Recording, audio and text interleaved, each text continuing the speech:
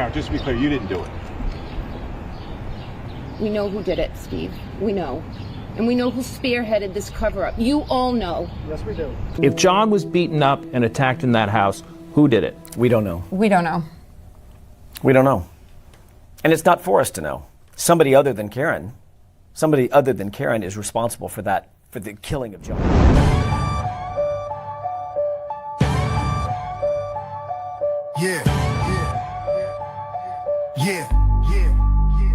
Roberta in the truth zone, mic hitting raw.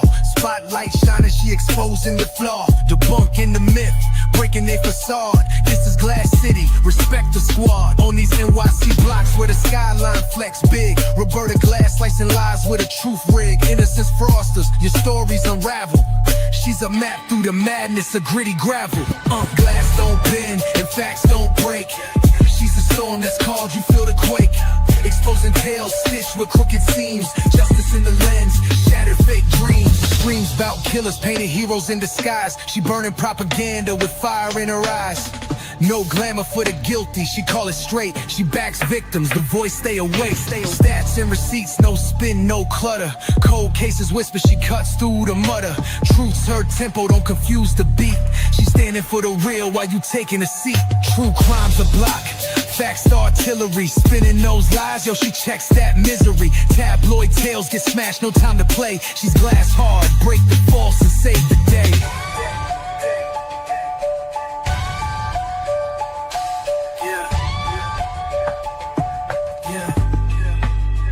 True crime's a block, facts the artillery. Spinning those lies, yo, she checks that misery. Tabloid tales get smashed, no time.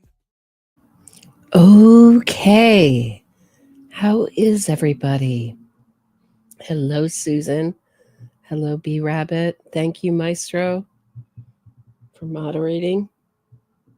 Hello, Lucy R. Wanted to talk with you guys today about Karen Reed and what is her never-ending PR campaign. It just seems like as we're headed into another week of jury selection, it seems like it'll never end. And at the same time, we've seen so many, if you've been following this channel, so many innocence fraud campaigns succeed in getting out guilty people out of prison. And the Menendez brothers have a resentencing hearing this week.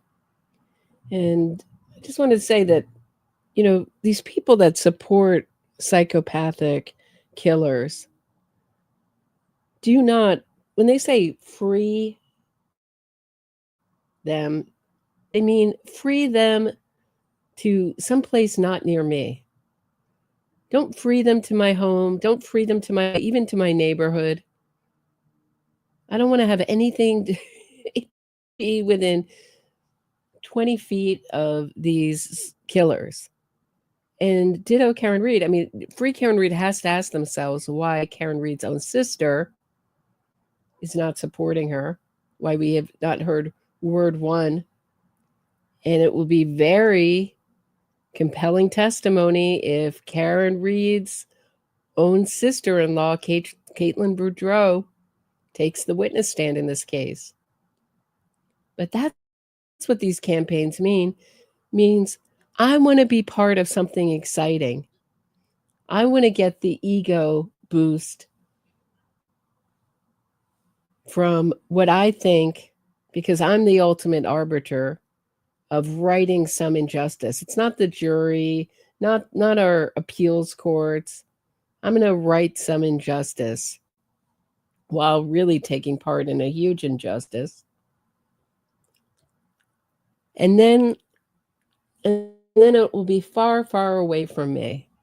The killer will be far, far away from me, not even in the same neighborhood. And so often these killers get released to neighborhoods in a totally different social status and stratosphere than the people who are campaigning for them. So release them to the poor people's neighborhood. I won't have to worry if they reoffend. Don't release them to my house.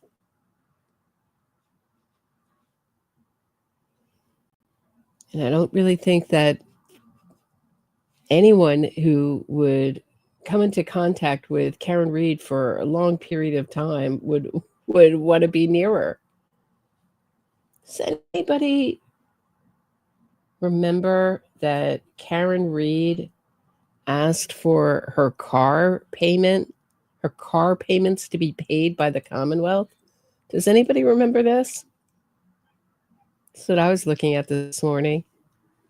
April of 2023, Karen Reed had asked the Commonwealth to pay her car payments while they held her car as evidence, because she didn't want to be troubled with car payments from the vehicle that she used to kill her police officer boyfriend, John O'Keefe. Don't bother me with the car payments. You can handle that, especially if I don't have access to my car anymore since I murdered someone. And the state answers back.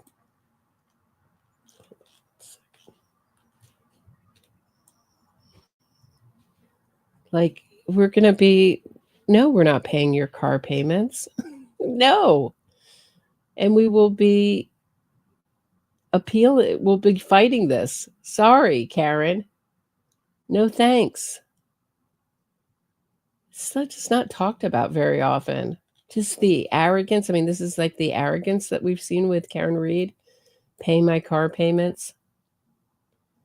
If I don't have my car because it's an evidence in a murder case, please pay my car payments. I mean, what is she thinking? I mean, she's thinking she's entitled. She's thinking she doesn't want to be troubled with her murder. And that's the attitude her father has. Anybody remember that interview he just gave where he says these last 3 years have been hell? What has it been for the O'Keefe family? Way worse.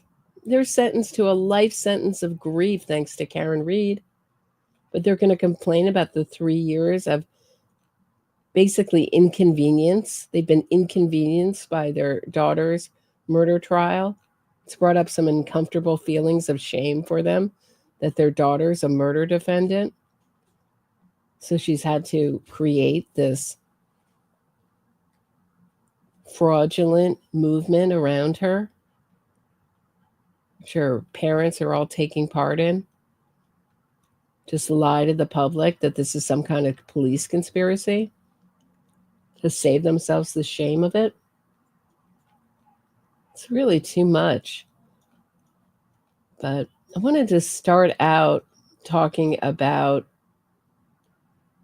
Aidan Carney's tweet, or X, I don't know what you call it now that it's an X and it's not called Twitter anymore. But he said Karen Reed is a potential witness in her own murder trial. She is being directly contacted on Twitter by an agent of the Commonwealth, and a personal friend of Jennifer McCabe, who is telling Karen, he's of course talking about Kate from Masshole Mafia, a personal friend of Jennifer McCabe, who is telling Karen to just come out and say it and confess. Karen Reed's position as of now is that she didn't kill John O'Keefe, but this person, now she's this person. Before she was an agent of the Commonwealth, now she's this person. But this person trying to cause her emotional harm. That's okay. So he's putting a motive on her. Trying to cause her emotional harm is attempting to get her to change her testimony. This person is currently being charged with felony witness intimidation in 2 other district courts. Karen Reed needs to start filing police reports against people like this to document whether or not the witness intimidation statute will be applied equally. Okay, first of all, Karen Reed has not testified. She has no testimony. So we don't know what her, change her testimony. She's not, there is no testimony to change. She's never testified. And every time she's interviewed, she's only testified in ways that she won't be charged for perjury with, meaning in media interviews, there's no punishment for lying to the media. Documentaries, glossy magazine pieces, short news pieces. But she's changed her story all around. So I think it's curious. I mean, this sort of betrays Aiden, is that Karen Reed's position as of now. So has he been told that she might change her position as of now? Or is he admitting that her story has changed from minute to minute? But we don't know what her testimony is. This is not, and I don't think she'll ever be a witness in her own case. She'll never subject herself to the kind of scrutiny that her arch enemies, the people she's made into arch enemies, Jennifer McCabe, Proctor, Brian Higgins, have had to subject themselves to. And they are not charged with second-degree murder. They were a witness in a case. Yet they all took the stand. Karen Reed said no thanks to take the stand in her own defense. And I know jurors can't hold it against her, but as we're not held to the same standard as jurors. So I can judge her for it. It does make me think that she's more guilty, that she doesn't want to take the stand. And that if she were silent, and she maintained her right to silence, maybe not. But she's happy to talk to anyone in the press. She eats up the limelight. But when it comes time for her to actually testify under oath, no thanks. But her position as of now, as of today, because it could change like in an hour or two. I don't think she'll ever take a plea deal. I know that's been bantered around. She will never, ever take any responsibility for this crime. And if she should get convicted and do serious time, which is looking like in Massachusetts unlikely, but maybe, she will be continuing this campaign from prison. So what are we talking about here? We're talking about a campaign that never ends and will constantly be in need of money for another test, another this, another expert, another appeals, more lawyers. Everybody will be continuing to ride this gravy train till the very end. So if you think this is going to end with Karen Reed's conviction, I think you're going to be sadly mistaken. And for the O'Keefe family, it will never end. The grief never goes away. And for his friends as well. Okay, I'm going to take a break. When we get back, we're going to hit the talking points, debunking the talking points of the free Karen readers when we get back. Don't go anywhere.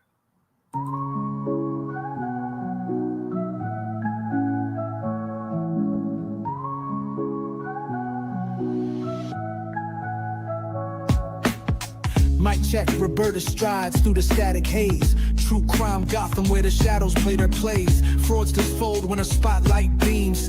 Fact focused queen busting propaganda schemes. Glass shatter lies echoes through the streets. Standing for victims, giving voice their beats. NYC post, truth sharp as night. Roberta exposing she's the anti-fraud light.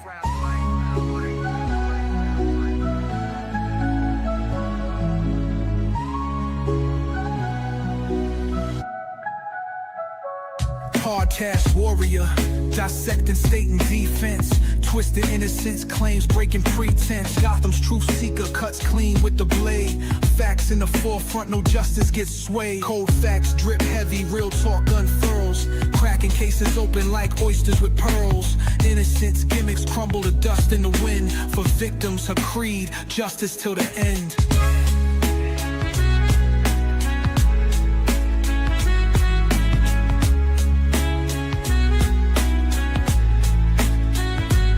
Headphones blazing, she drops heavy artillery. Narratives twisted, meet blunt object civility. Roberta got receipts that unravel the ploy, exposing the lies these fraudsters deploy. Glass shatters lies, echoes through the streets. Standing for victims, giving voice their beats. NYC Pulse, truth sharp as night. Roberta exposing she's the anti-fraud light.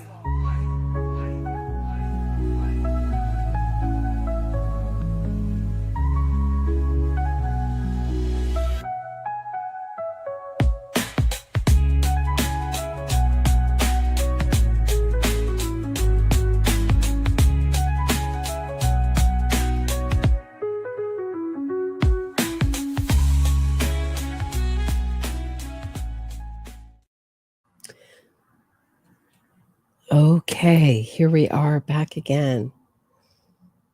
Yeah, Pam Smart. Pam Smart's been trying to get out of prison.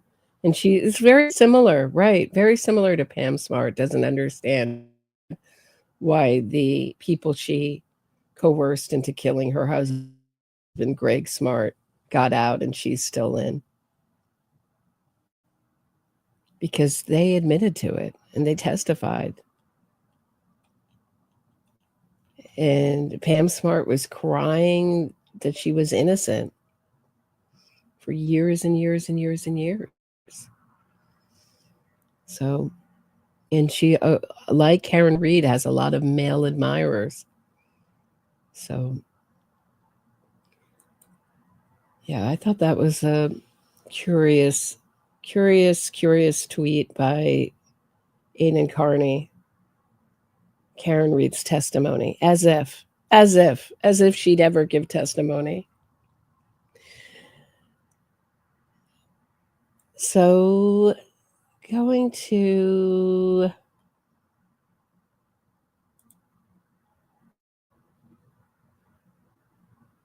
Innocence Fraud Watch's blog. Let me go back to she did a good job of debunking one of Karen Reed's, what she calls Karen Reed's flying monkeys. Killer Karen Reed retrial deluded turtle rider, flying monkey, and wife of Lincolnshire police officer Tysa Pullen demands answers related to psychopathic murderer's case. Tysa? Is it pronounced a different way? Tysa? I guess it would be Tysa.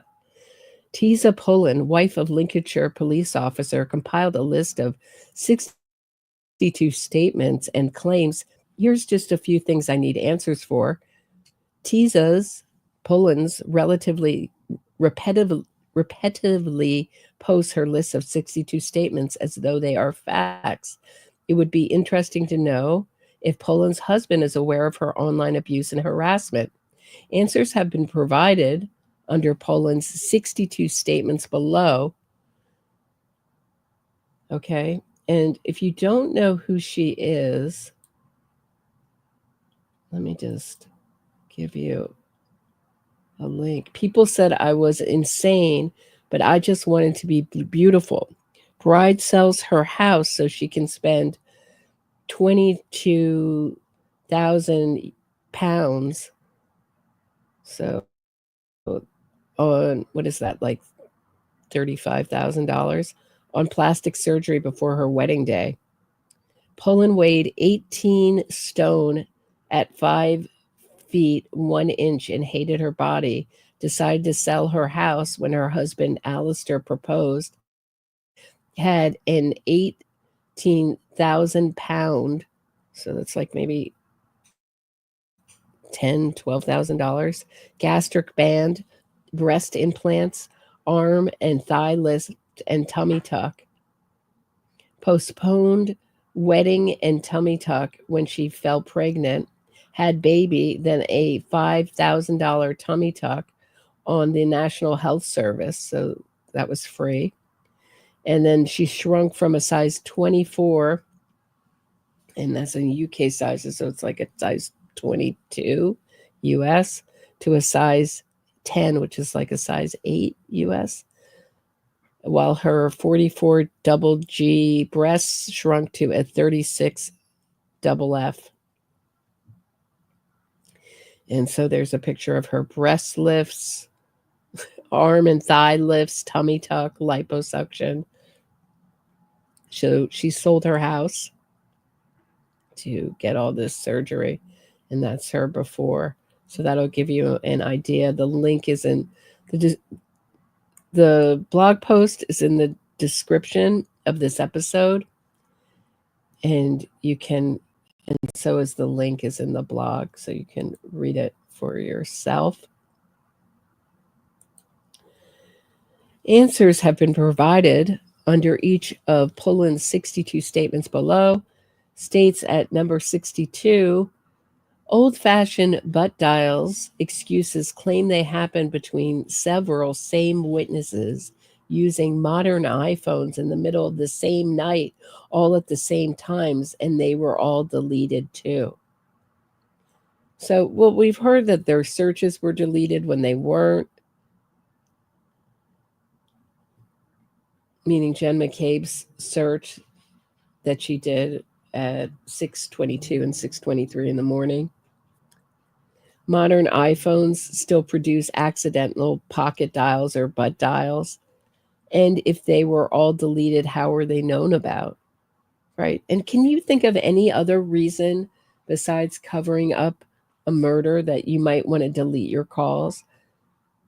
Because I think that Aidan Carney has put out the idea that we have to believe every single thing that every witness says in this case. And a lot of times, witnesses will lie about small things on the stand that they think are unimportant for privacy reasons, for personal reasons, for reasons that we couldn't even imagine that have nothing to do with the crime.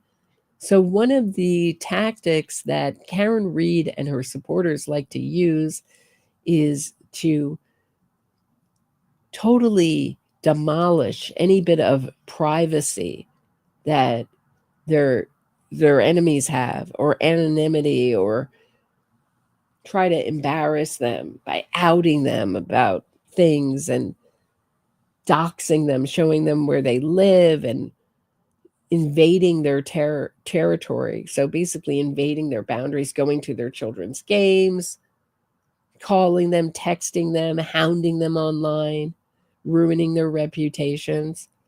So maybe some of the witnesses, or one or some of the witnesses, lied about some small thing, but that does not prove that they were involved in a cover-up, especially when there is no evidence that a cover-up or a framing could have been done with it using all the evidence in this case. I mean, how do you plant microscopic pieces of taillight that were found embedded in John O'Keefe's shirt? How do you plant that when the CERT team has already arrived, when the car was being taken to the Sally Port? There's just no time to plant evidence in this case. Doesn't match up, and no motivation.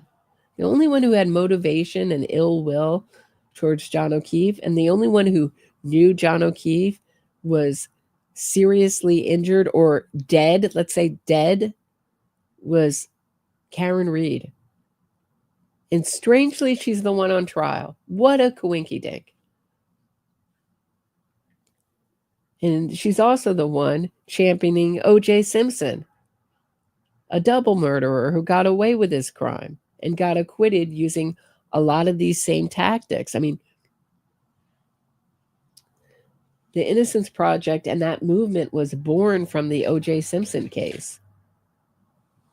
That's when Barry Scheck decided to start the Innocence Project after OJ, when he realized that he could manipulate the meaning and the results of DNA tests so that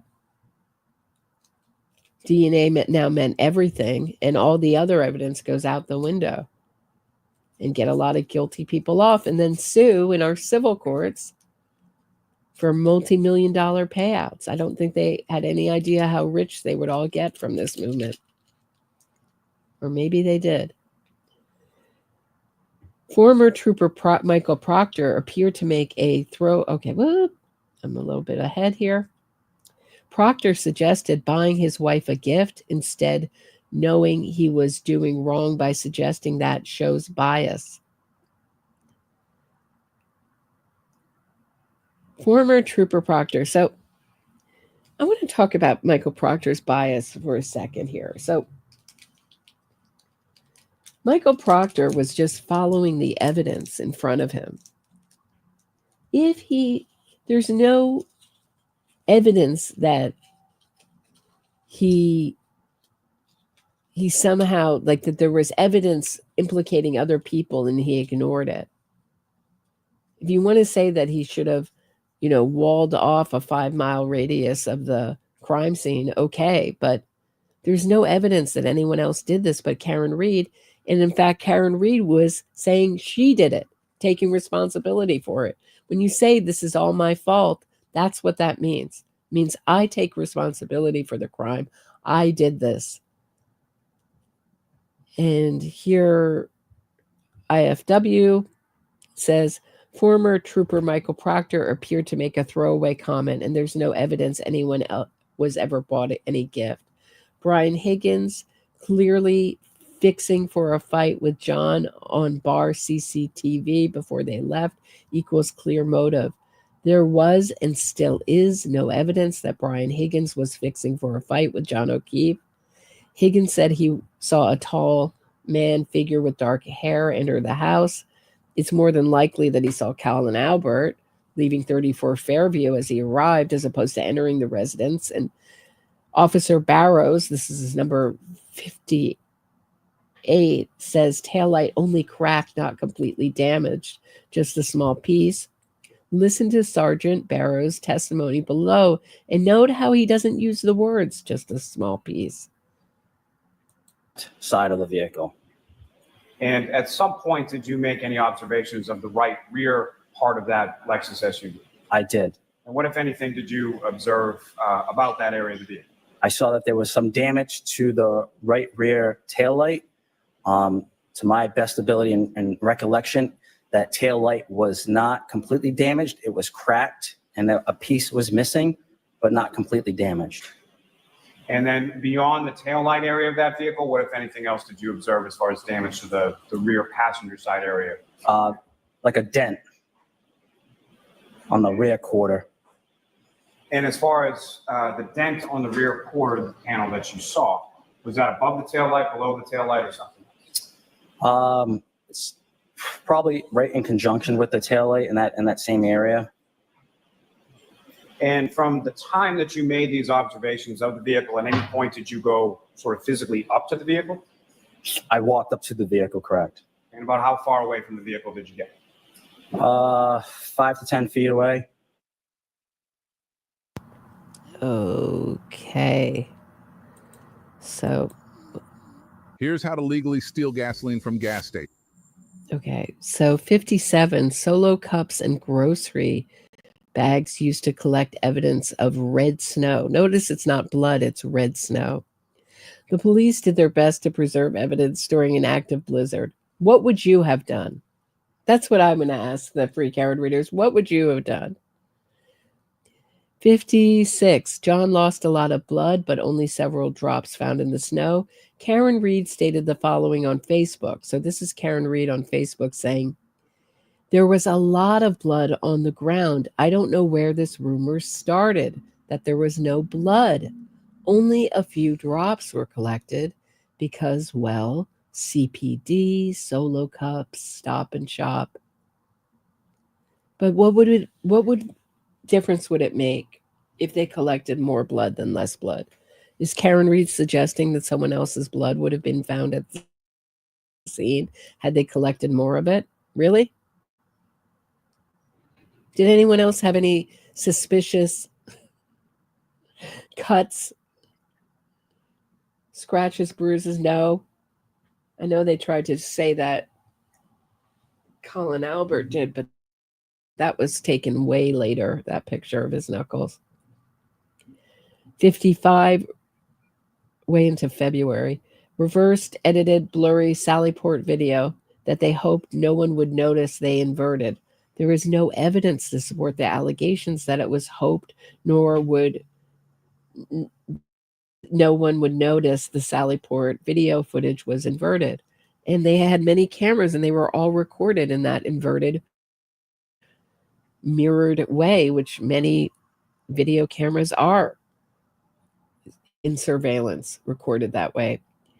54, Ford Edge seen 3:30 a.m.-ish in the exact spot John was found at the address by snowplow driver Lucky, who made a note not to call in because of who lived there. So there's no evidence that Brian Lucky Loughran ever saw a Ford Edge parked outside 34 Fairview at 3:30 on January 29, 2022. So Lucky Loughran was really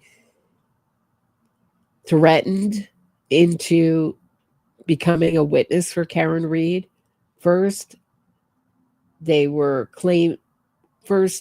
Aidan Carney was writing about his connections with the Albert family and taking cover for them and saying how he was going to make his life miserable and he was going to out personal things that Lucky Loughran did if he didn't come forward with what he knew. And strangely, when he came forward and had a long session in Michael Proctor's sisters, Emily Proctor's elementary school parking lot where he worked, he came out with, which was a very rehearsed sounding testimony where he remembered nothing of that night in Cross, including running into a basketball hoop, which he had to report, but he strangely remembered seeing a Ford Edge right at the appropriate spot. And I believe he was also, but he couldn't tell what color it was because he was blind, colorblind. But he couldn't remember whether it was the beginning of the evening or the end of the evening when he hit the basketball hoop, but he remembers exactly when he saw the time, and his timing has changed and his story has changed drastically. Anytime you have these drastic changes in story, not minute differences, drastic changes in story, then you that is a red flag for deception. Ditto Karen Reed. When you have a murder defendant who is drastically changing his story, John went in this door, he went in that door. I don't know if he went in because I looked down at my phone. That is a big red flag for lying. But none of the free Karen readers seem to really take in any of Karen Reed's lies. It's only the other witnesses' lies that are important. Or if they are lies, they're minute. I don't even think certainly I'm not convinced that Jen McCabe, and we have the witnesses, expert witnesses for the Commonwealth, who are really heads in their field, saying that no, it doesn't make any sense why Jen McCabe would Google how long to die in the cold at 2:27 after looking up what was it, something about sports? She's like, oh, I'll look up something about sports after I killed someone and then look that up. Really? Jen claims Karen, I hit him 3 times. Lally says Karen said it 4 times. The grand jury never heard the statement before. Listen to Karen Reed's February 2nd, 2022 arraignment hearing in Staunton District Court below, which prosecutor Adam Lally informed the court. Karen Reed stated, I hit him. A motor vehicle, one count of leaving the scene of personal injury and death. These offenses taken place January 29, 2022 in the town of Canton. Good morning, ma'am. I'm advising you pursuant to Mass General Laws, Chapter 276, Section 58. Should you be charged with a crime or violate a release condition while this case is pending, you could be held in the House of Correction for up to 90 days without bail. Good morning, Mr. Netti. Good morning, Mr. Lally. Good morning, Ron. All right. Mr. Lally. Your Honor, with the court's permission, could I just pull the mask? Yes. Yes. Thank you, Your Honor. Your Honor, Adam Lally for the Commonwealth. The Commonwealth is requesting that the court set a cash bail in this matter in the amount of $50,000 with some additional conditions.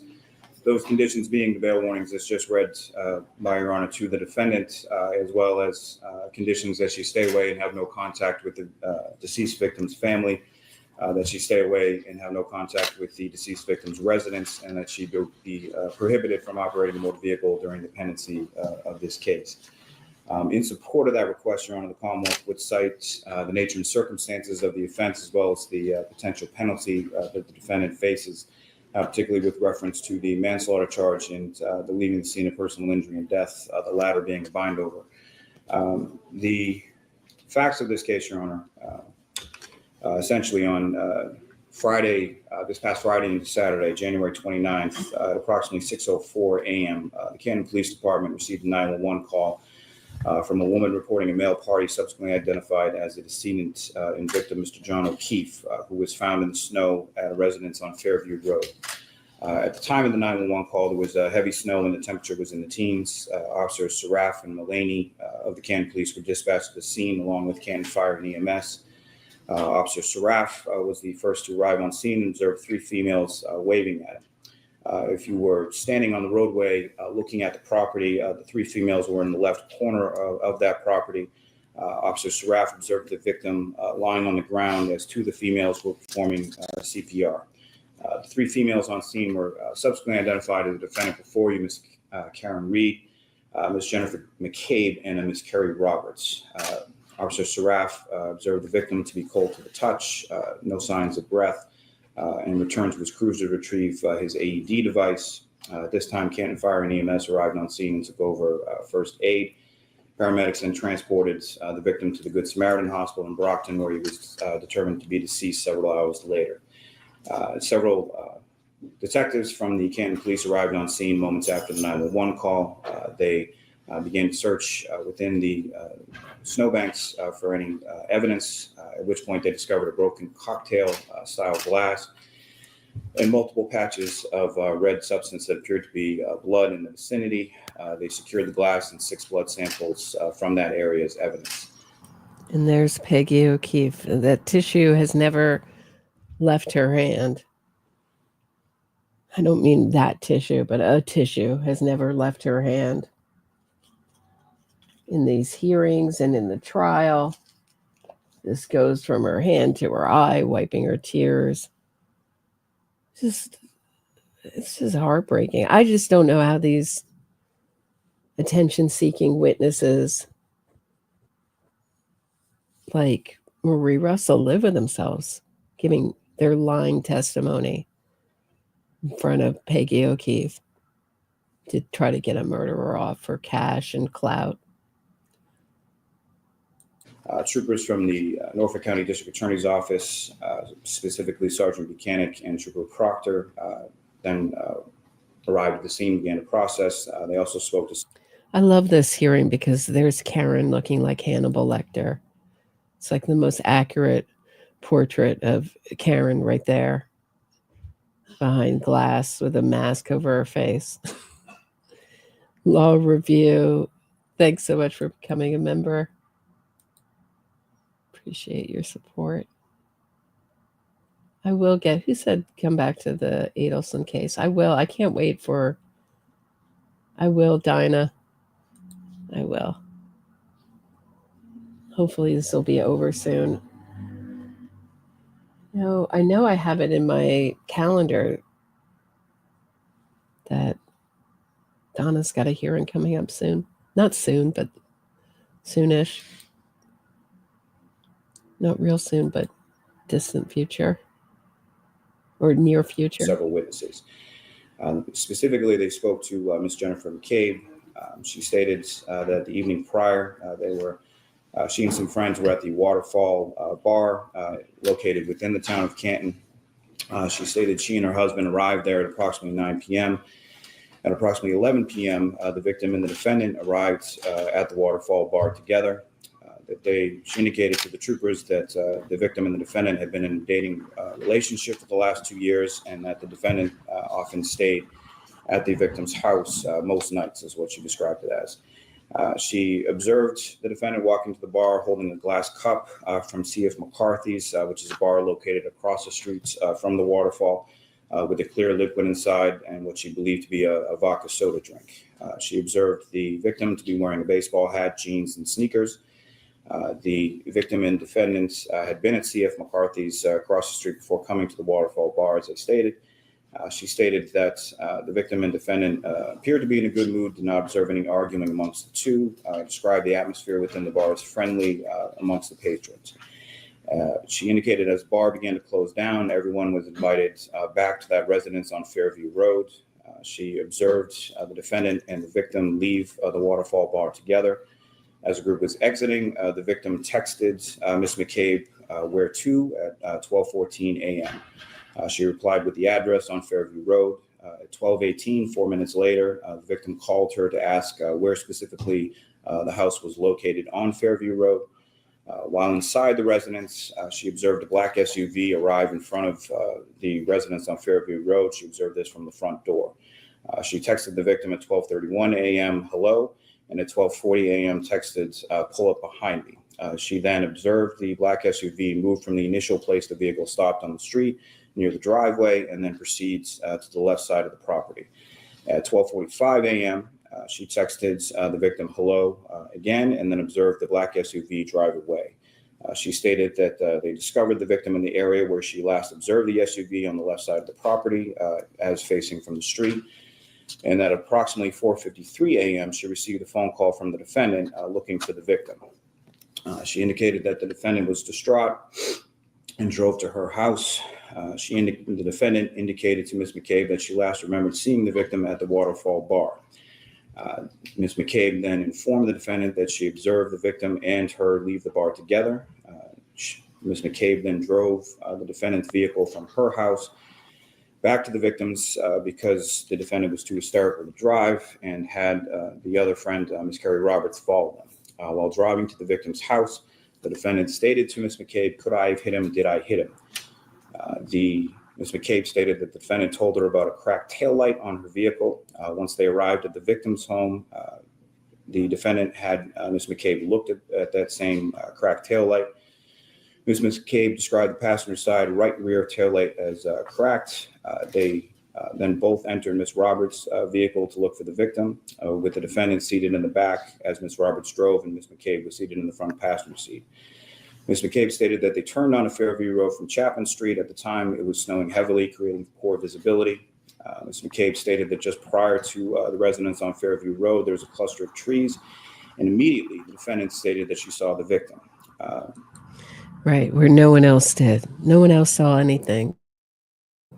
But Karen Reed, like a buffalo on the prairie, she says she saw John O'Keefe.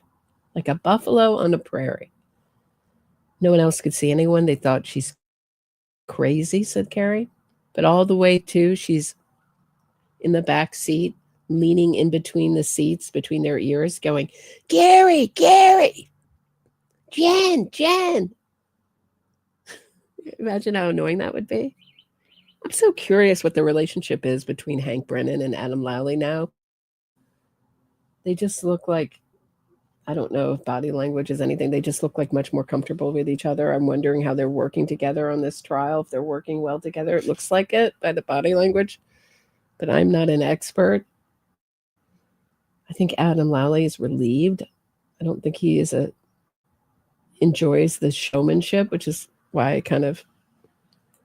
I like him for being an understated, not a spotlight seeking lying lawyer. And I thought he did a good job first time round. He just wasn't an actor, wasn't just a performer. I wish he had done a better opening and closing. I thought he could have done a little bit better on those. But I mean, he just absolutely demolished Marie Russell and Lucky Lawford and Cross. If you go back, watch those crosses. They're excellent. They're really good. Please hit the thumbs up while you're here. While I remember, I'm such a bad promoter. Hey, low review. Need to go public. Have a massive crush on Brennan's cufflinks. Classy gentleman. Thanks for everything, Roberta. Do you have a crush on Brennan or just his cufflinks? Because it'd be one of many who have a crush on Brennan. I just want to know what they are. That's all. What are they? I was thinking last night. You know, I should write him an email, bother him. What are those cufflinks? What's going on with those cufflinks? It's one of the best dressed lawyers for sure. Do you notice that Lally's wasn't gone after the same way Hank Brennan's gone after? Which really supports my theory that they feel that Brennan is the bigger threat.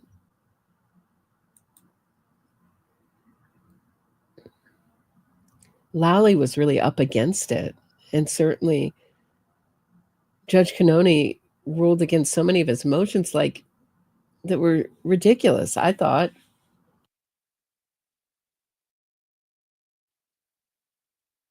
She ruled differently this time round. I mean, Cannone wouldn't let the Commonwealth have Karen Reed's out-of-court statements last time. That was ridiculous. That was absurd. What are we talking about here? Thanks, Law Review. Just going to finish up his summation. I think it's interesting to look back. Ms. McCabe and Ms. Roberts were not able to see the victim and were initially confused by the defendant's statement. Ms. McCabe stated that Ms. Roberts began wiping snow off of the victim as the defendant laid on top of him for warmth and then began CPR. The troopers then proceeded to the Good Samaritan Hospital to view the victim. They observed approximately 6 bloodied lacerations varying in length on his right arm, the cuts extending from his forearm to his bicep. Both of the victim's eyes were swollen shut and black and blue. They observed a cut to the right eyelid area of the victim. Observed his clothing to be blue jeans, an orange T-shirt, a long sleeve shirt, and boxer shorts that were saturated with blood and vomit. They observed one black Nike sneaker with a white Nike logo on the sides belonging to the victim. On the 31st, the troopers attended the autopsy of Mr. O'Keefe at the Office of the Chief Medical Examiner. The doctor performed the autopsy. Dr. Scorty below advised of several abrasions to the right forearm, 2 swollen black eyes, a small cut above the right eye, a cut to the left side of his nose, approximately 2-inch laceration to the back of his head, multiple skull fractures that resulted in bleeding, and further advised that the victim's pancreas was a dark red color, indicating that hypothermia was a contributing factor to his death. On January 29th, the troopers conducted several other interviews, including... I mean, just Peggy O'Keefe is just distraught. And then you peel back to Karen Reed and just no emotion. The only time she's shown emotion is when they lock her up and you can't see tears, but it looks like she might be crying for herself and for getting caught. 52, why is there key data missing? Covering up the Proctor possession times. Answer, what key cycles data is missing? And if there are key cycles data is missing, this was brought up beforehand about missing key cycle data in Karen's car. And did Karen Reed know because her brother sells Lexuses or sold them at one point? Did he tell her how to factory restart her car to erase key cycle data? But her car data was incorrectly downloaded. This is a really important point that doesn't get talked about very much, where Karen reads, Key's car data was downloaded the first time by the defense witnesses. So Karen reads, I wasn't a witness, it was a Karen reads. I don't know if they gave evidence. I don't think they gave evidence now. She only had a couple witnesses. But Karen Reed's car data expert, and the Commonwealth trusted them, which they never should have trusted them. And it was done incorrectly, strangely in Karen Reed's favor, so that they got incomplete data. Now, this time round, we don't know what they have. We're still waiting for opening statements and for the trial to begin, for Hank Brennan to show us what was on that car data combined with her GPS data.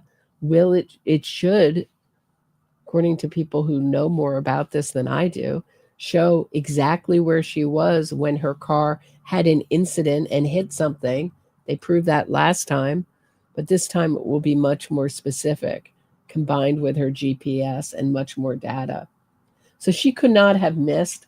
Other people have also brought up the point that she could have blacked out and not known what she did, hence why she was asking, could I have hit him?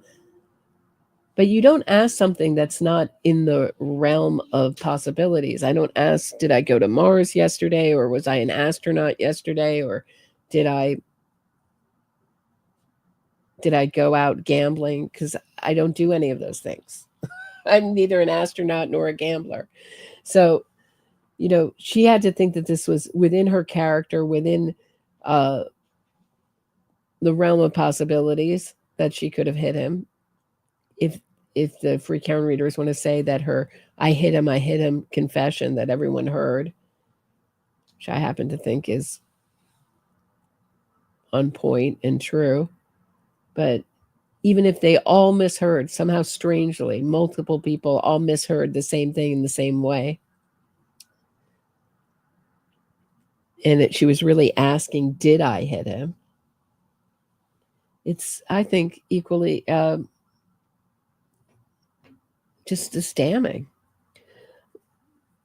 Sean McCabe claiming to know Beb so familiar enough to call her Auntie Beb. Sean McCabe, Matthew McCabe's brother, did not know Judge Beverly Cannone. He was being flippant in his Facebook messages. Proctor interviewed Brian Albert plus Jen and Matt McCabe at the same time in Fairview. Former Trooper Michael Proctor interviewed Jennifer and Matthew McCabe and Brian Albert separately at the McCabe's house. No interviews on video or at a single station. Indeed, there weren't. But had they delayed these interviews till they could do them at the station, the free Karen readers would have been saying, well, why didn't they interview them on the scene when they couldn't get their stories straight? Right? Why did they, why they would have thought of something else. Another problem is the video. Maybe the video would have been messed with. The police, this is also, I've heard the police were feeding them information on video by tapping their pencil. This has also been suggested in other cases.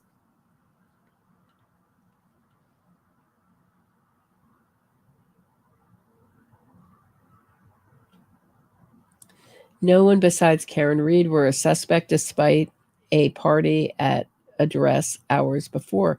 Right. Jennifer McCabe and Matthew McCabe also had no reason to lie. Karen Reed was the only one with reason to lie. It was her taillight, et cetera, et cetera. And the police had no reason. Why would the police want to frame the adjunct college professor?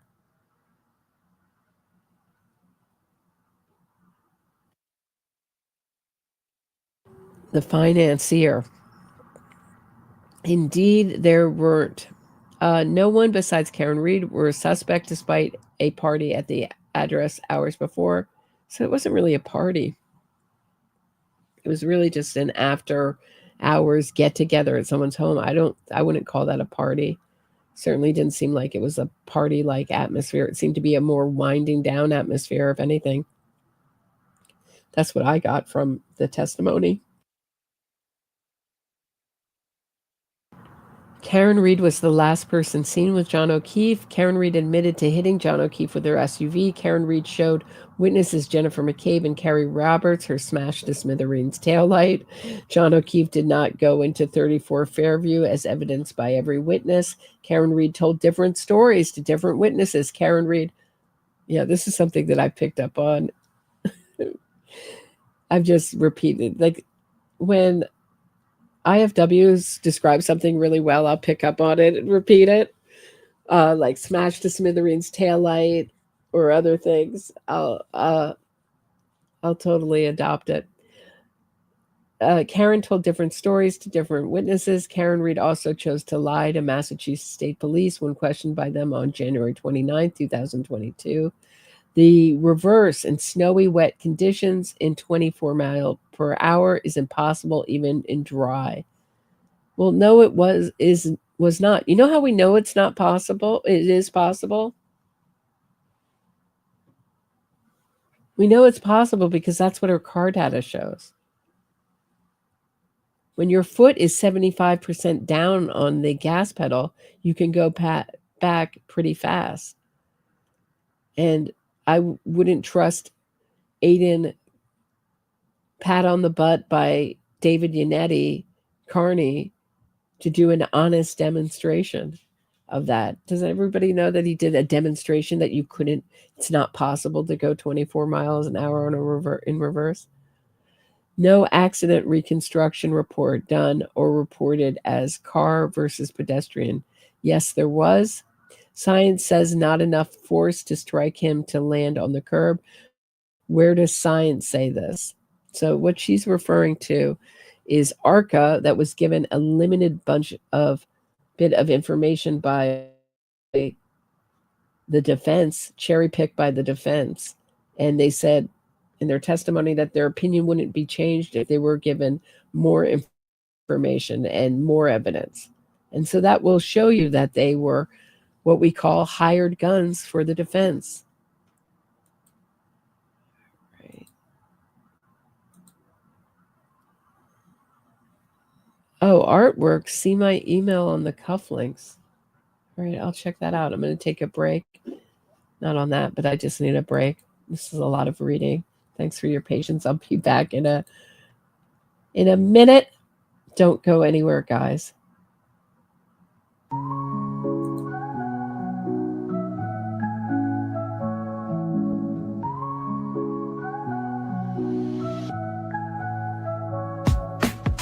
Mic check, Roberta strides through the static haze. True crime Gotham where the shadows play their plays. Fraudsters fold when a spotlight beams. Fact focused queen busting propaganda schemes. Glass shatter lies echoes through the streets. Standing for victims, giving voice their beats. NYC Post, truth sharp as night. Roberta exposing she's the anti-fraud light.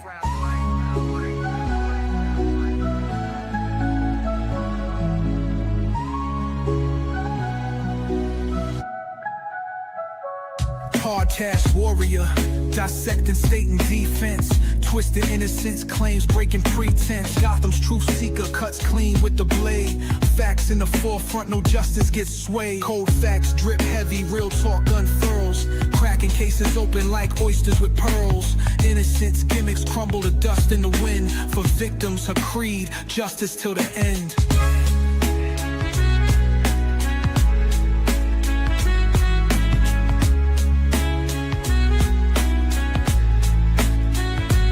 Headphones blazing, she drops heavy artillery. Narratives twisted, meet blunt object civility. Roberta got receipts that unravel the ploy, exposing the lies these fraudsters deploy. Glass shatters lies, echoes through the streets. Standing for victims, giving voice their beats. NYC Post, truth sharp as night. Roberta exposing she's the anti-fraud light.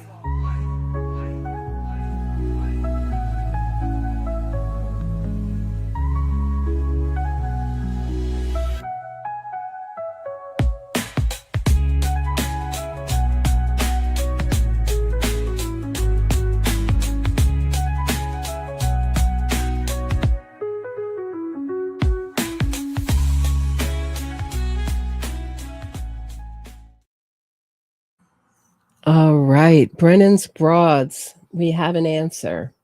Thanks so much. I thought it might be this. I was looking for these things last night. I was doing searches. Thanks so much, Art.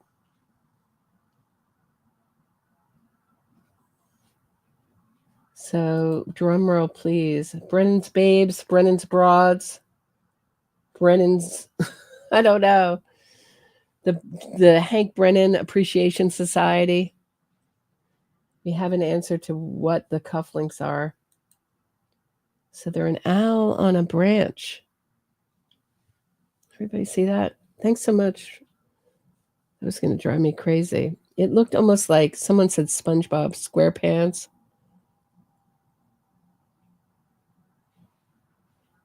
I thought maybe like a Japanese, because if you turn it upside down, this looks like almost like a Japanese roof and maybe some sunflowers. If you turn it the other way, so then I turned it the other way and it was like, yeah, maybe it's an owl with those big eyes. So they are owl cufflinks. We have an answer. Bing, bing, bing. Thank you so much. So glad. Things like that really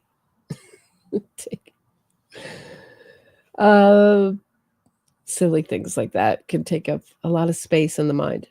Where does science say that? No attempt on real investigation. So what a real investigation is for the free Karen readers is one that comes up with Karen Reed as innocent.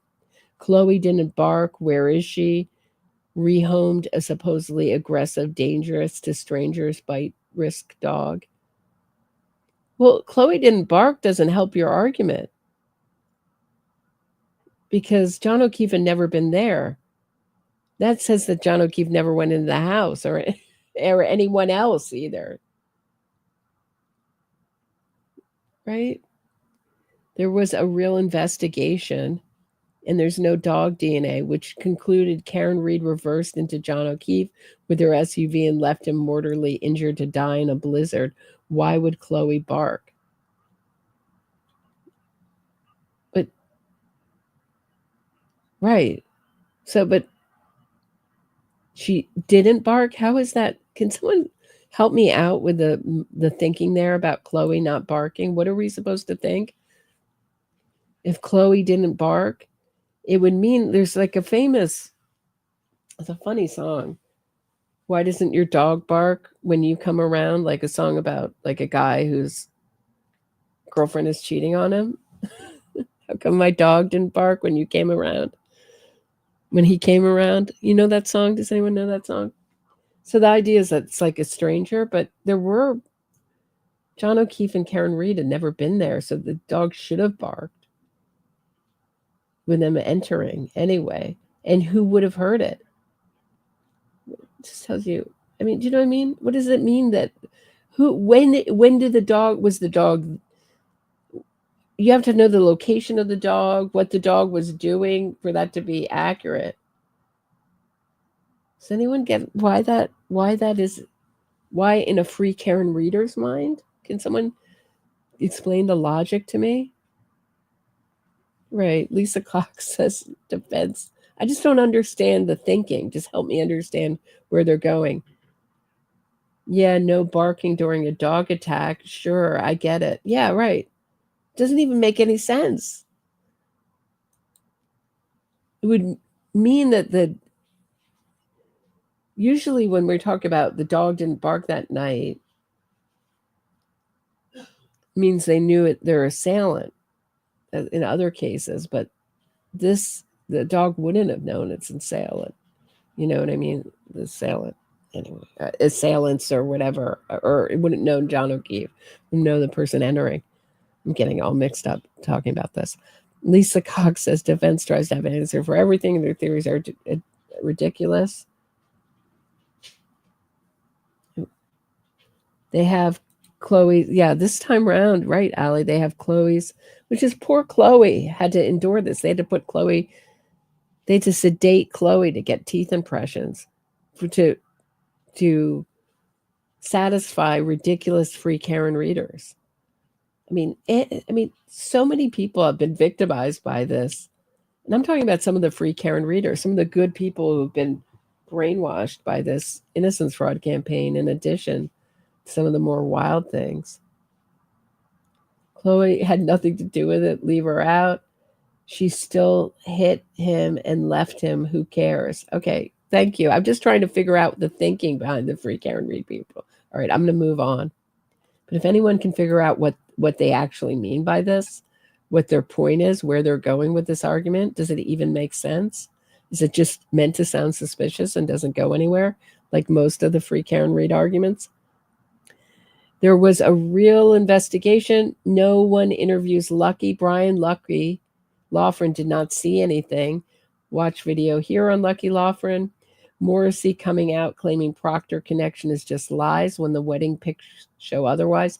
District Attorney Michael Morrissey did not lie, and wedding photos do not show otherwise. Judge Bev offering Commonwealth help and sustaining perfectly legal defense questions to help the CW. This is diluted. First of all, Judge Cannoni has given the defense so much leeway. You cannot lie to a jury. Other judges would have kicked out Karen Read's entire defense team for what they did with the ARCA witnesses. It is so highly, highly against. I mean, just not something you're allowed to do as a lawyer. Lie to the court, lie to the jury, present something that you know to be false as true. And Judge Cannoni just let it go with a slap on the wrist that you will have no more lying to the court. And then they go and lie to the court in 40 minutes or less again. And she does nothing. They have perpetuated fraud after fraud on the court, these lawyers. And nothing is done. Other judges would have gone after their law license for leaking out information to journalists and disreputable bloggers and then quoting it in their own filings, trying this outside in the court of public opinion and not in the court, using the court for the unrelated filings to leak out information to fuel the campaign, all in an effort to get this case acquitted before it ever went to trial. Didn't work, but they tried. I mean, has anybody ever seen, let me see if I have a picture, but has anyone ever seen the text messages from Aidan Carney to Lindsay Gattani where he's talking about Josh Levy? And he says Josh Levy doesn't want it to be known that the defense, that we're working with them. He says we're, like it's me and the defense team, as if Aidan Carney is part of the defense team.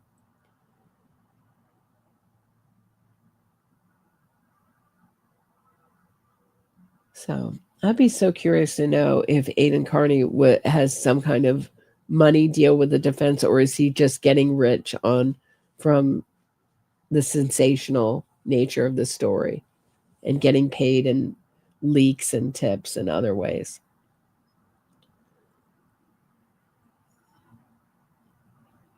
Okay, angry voicemails of her not knowing where he is, genuine anxiety. Karen reads voicemails to John O'Keefe, evidence genuine aggression, not anxiety. Perfectly put. I can't say it any better than that.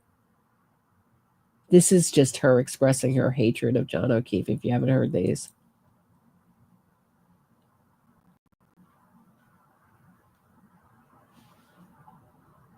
Is my computer going to work? Let's see.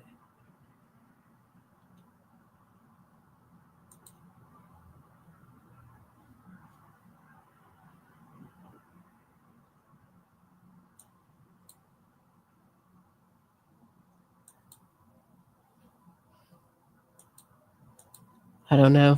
We're going to have to, I'll reenact them. How about that? John, I effing hate you. You're an effing pervert. How about that? There you go. See, I don't need video. Anyone who ever mentioned I hit him is connected personally to Jen's family. Where is the evidence that firefighter and paramedic Katie McLaughlin is connected to personally to Jen's family? Or no one or Flamati, no one ever saw or heard a man being hit or calling him for help. Most murders are not witnessed. Most murders are not witnessed by others. How could John O'Keefe call for help if he was knocked unconscious? Right. Why would he ask? Why would he, if you're getting run over 24 miles an hour in reverse and the woman has her foot 75% down on the gas pedal, do you know how fast that happens? Do you think he had time to call for help? This is people's fantasies and delusions. And when their fantasies, when there's not evidence of their fantasies, then they go, why come? Why come this didn't happen? Why come more blood wasn't collected? Why come he didn't yell out for help? Why come the dog didn't bark? Why should the dog bark? Why would he have time? When he was clipped on the side, not hit on head on. It's another thing. These people think that maybe he was hit head on. No, he was clipped on the side and he spun out and hit his head on very hard ground or something sharp. John had no bruising from blunt force trauma that is usually always present on a car versus pedestrian. There was no evidence of bruising on John's body. Right.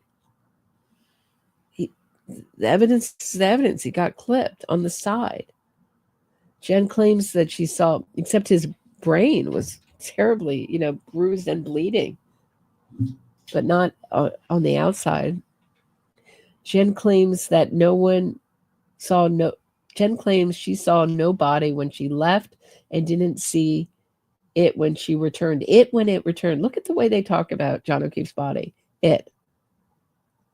Why don't they just say Jen claims she didn't see John O'Keefe on the lawn when she left and when she returned. Big, old 6-foot man.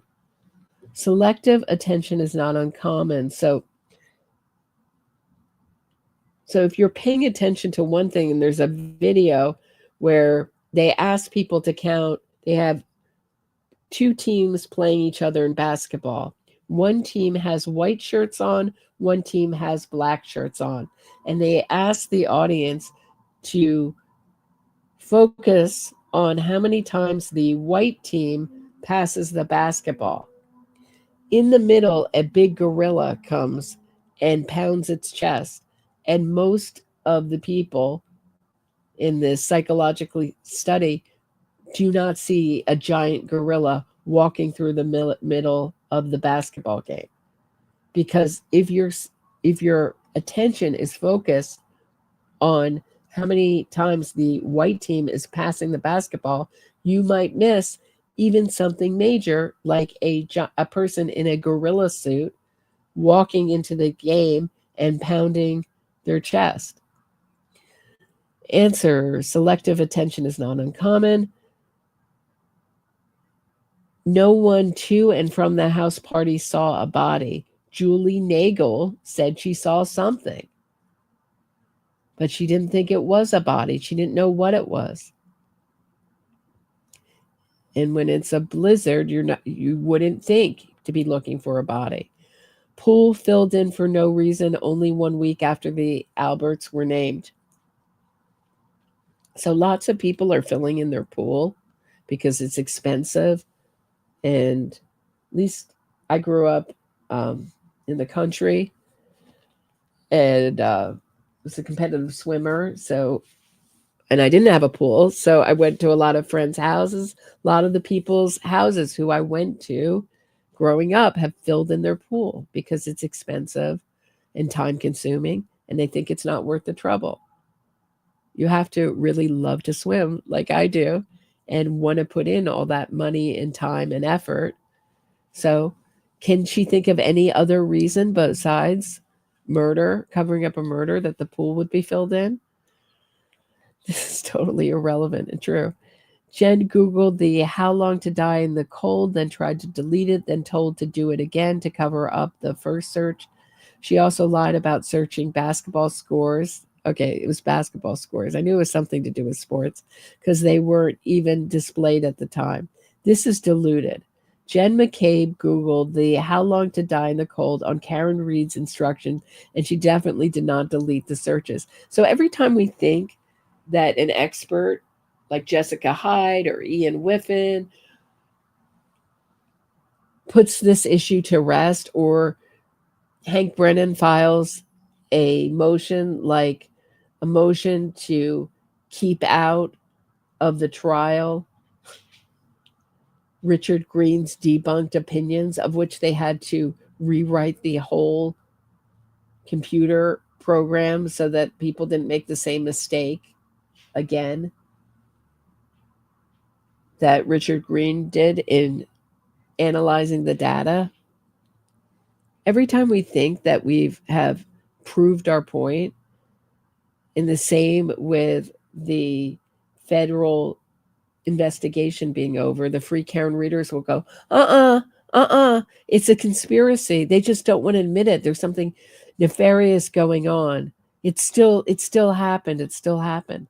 No amount of evidence will prove to Free Karen readers that they're wrong. No amount of evidence, no amount of experts. They rather have a guy who got arrested at McNasty's bar, like Richard Green, who falsely accused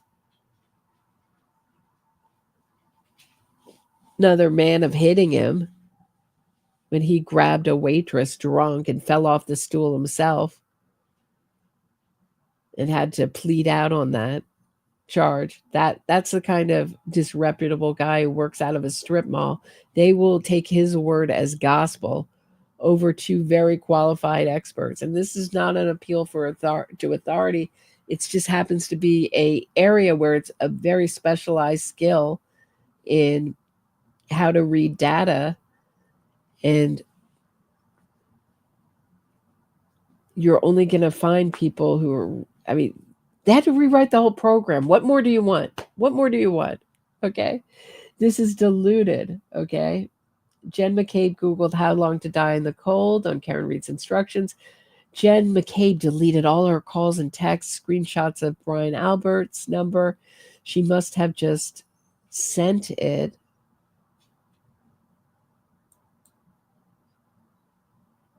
You guys still with me? You still with me? You'll be here all night, Roberta. Really? Are you guys bored? You bored, Caribbean? Trying to convince Karen Reeds. You're with it? Okay. Maestro says you're with it. Okay. Jen McCabe did not delete our calls. This is more delusional nonsense. Jen McCabe called John's phone with no reason at 12:40. Yeah, no reason except she invited him over. She sees his car outside. He gave her directions. She sees Karen Reed's car outside, and she's wondering why he didn't come in, despite claiming she saw Karen Reed drive away at 12:45. Jen McCabe called John O'Keefe at around 12:40 to find out where he was, and her testimony was that at 12:40 she could not be certain if they were still up front or if they had left. And as follows. For you, and what's up on the screen is the exhibits. There are sort of green bubbles and blue bubbles, right? Correct. You can tell the jury as far as who's communicating which direction, as far as the green bubbles are who and the blue bubbles. Green is John and blue is myself. And so the first test from this particular date, if you could just read to the jury as far as from whom the message is sent, what the content is, and then what the time. So John sent to me where to at 12:14. If it assists you, if you have that in front of you. Oh, okay. You can look at that. So the next bubble down is a blue bubble, is that correct? Correct. Similar to the one before, can you just read as far as that? Well, before I get to that, so you receive that message from Mr. O'Keefe, you call him, have a conversation, he calls you back for the conversation. Correct. And then subsequent to that, could you read the next blue bubble down as far as from whom, what the content is, and what time it is? So this one is from myself to John, and it says here at 12:27. So at that point, I see a car out front, and I text him here. You testified to as far as looking out the front storm door, seeing the car, and then you sent the text. Correct. And Ms. Gilman, if you could scroll down to that. And ma'am, similar, if you could just, who sent it, what's the content, and what is that time? I sent to John, pull behind me at 12:31. And what were you referring to when you said pull behind? So at this point, the car had moved from the prior spot where I originally saw it. So I thought, what is he doing? Why don't they just pull behind me in the, in the driveway? And again, with this bubble, if you could read out. From me to John saying hello, and it was at 12:40. And at this point in time, as far as, let me ask you this way. When you're sending these text messages over these periodic time periods, what, if anything, are you doing sort of in between? So I originally went to the front door, saw the car, texted them, then texted John. Then I went back, kind of sat at the table, just either threw my phone probably in my back pocket. And then a couple minutes later, I got up again and saw that the car had moved. So I had sent the pull behind me. And then a few minutes later, I went back to the window, to the front door, I'm sorry. And when you went back to the front door, what, if anything, did you see at that? So at this specific point at 12:40, when I say hello, I cannot be certain whether they were still out front or if they had left. And from any of these text messages that you sent, what kind of response did you receive from Mr. O'Keefe after the weird? None. Ms. Joan, if you could, to the next level. And similar to the prior one. Sure. Jen to John, where are you? And that was at 12:42. Myself to John, hello, at 12:45. And what a thing to live with too. You must wonder your whole life if you had gone outside and checked. I mean, who would think that he was run over or something terrible had happened to him? But if you had just checked, I mean, that she must live with that. All the witnesses, Julie Nagel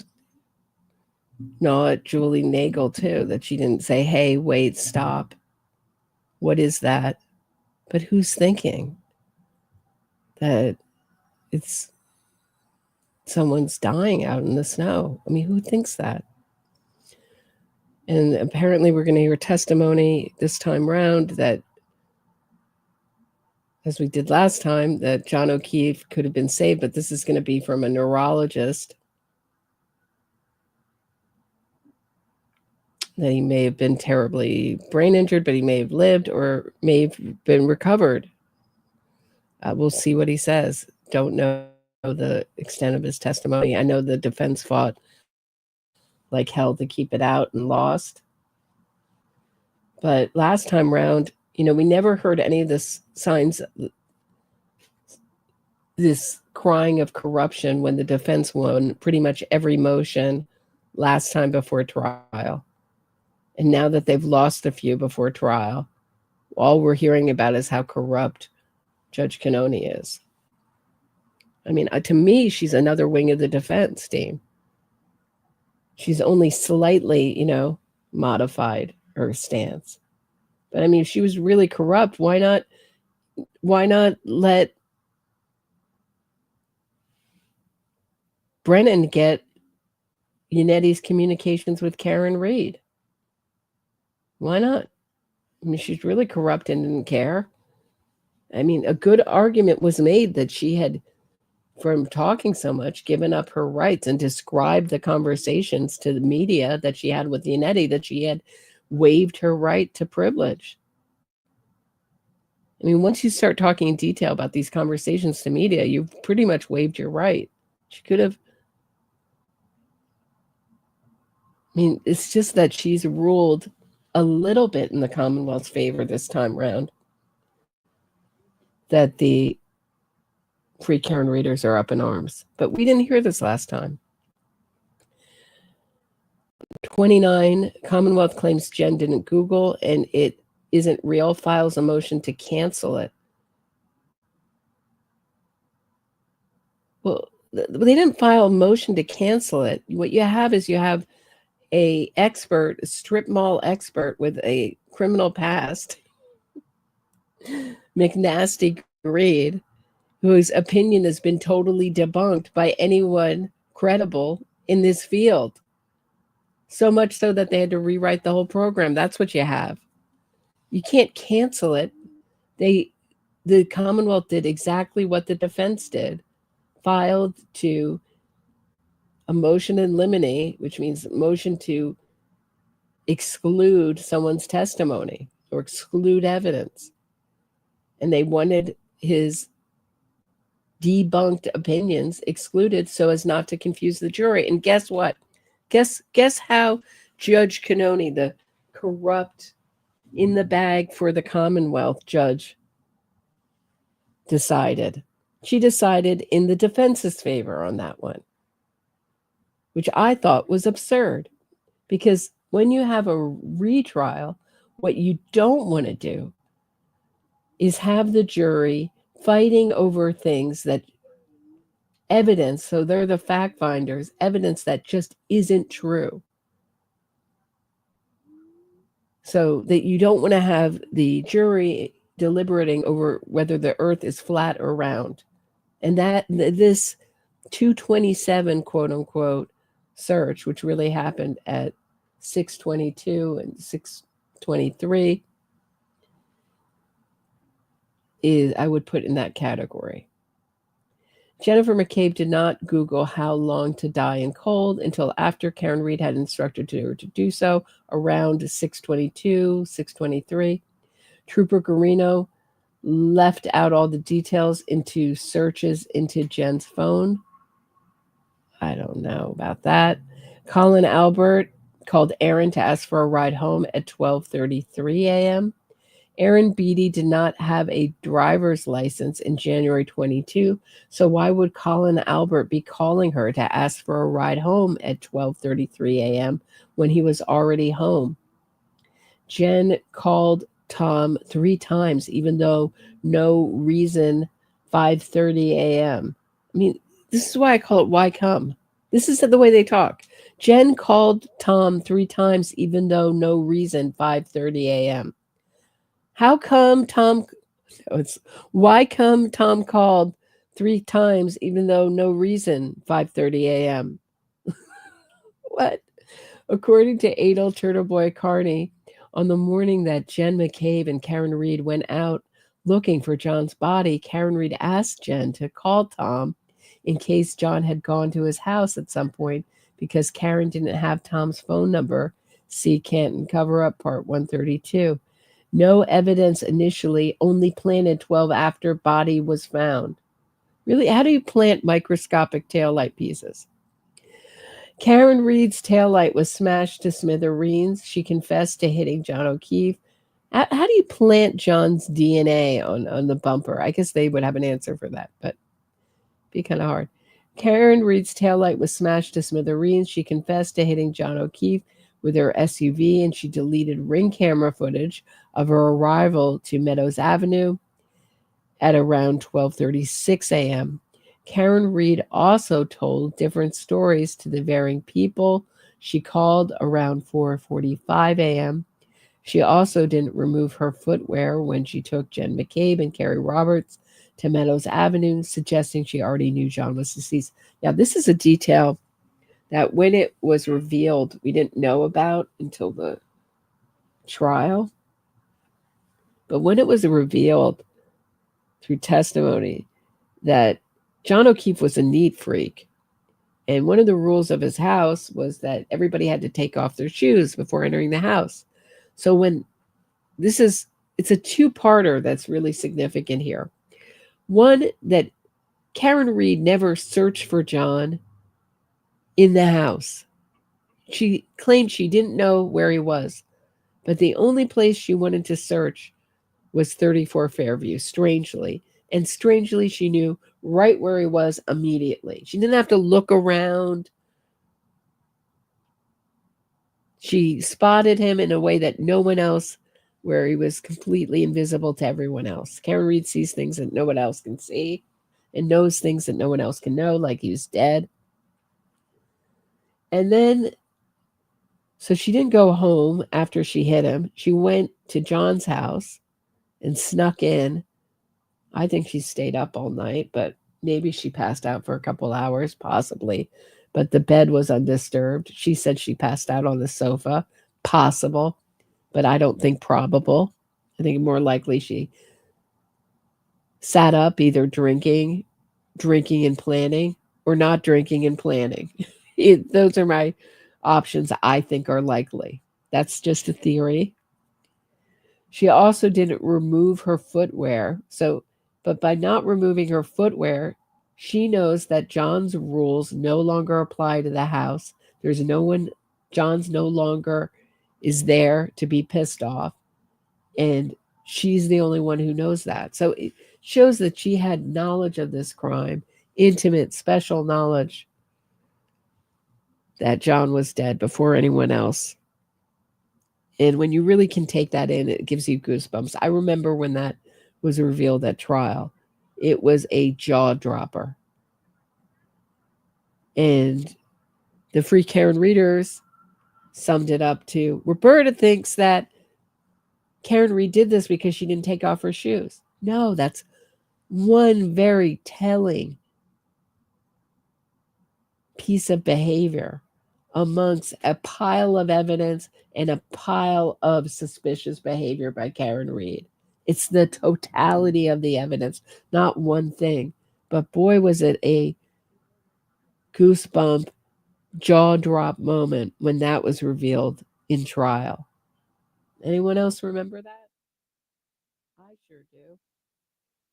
24, Canton police documented finding no evidence. Taillight pieces all of a sudden end up on top of the snow, and a shoe and an S as hat.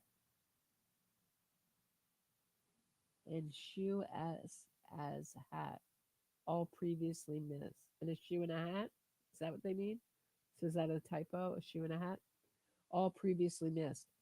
Taillight pieces were not found on top of the snow. Right. So if they were found on top of the snow, there would be no need for the leaf blower that they all ridicule, which the independent experts thought, and I happen to think, is ingenious. Ditto the solo cups. Sometimes you got to improvise in life. Dumping phones and snapping SIM cards into... Sure, would it have been better to have an evidence kit? Sure. But when you don't and you're in the middle of a blizzard, getting a sealed bunch of solo cups and putting them in a bag, that's got to do. I mean, they were really like working triage.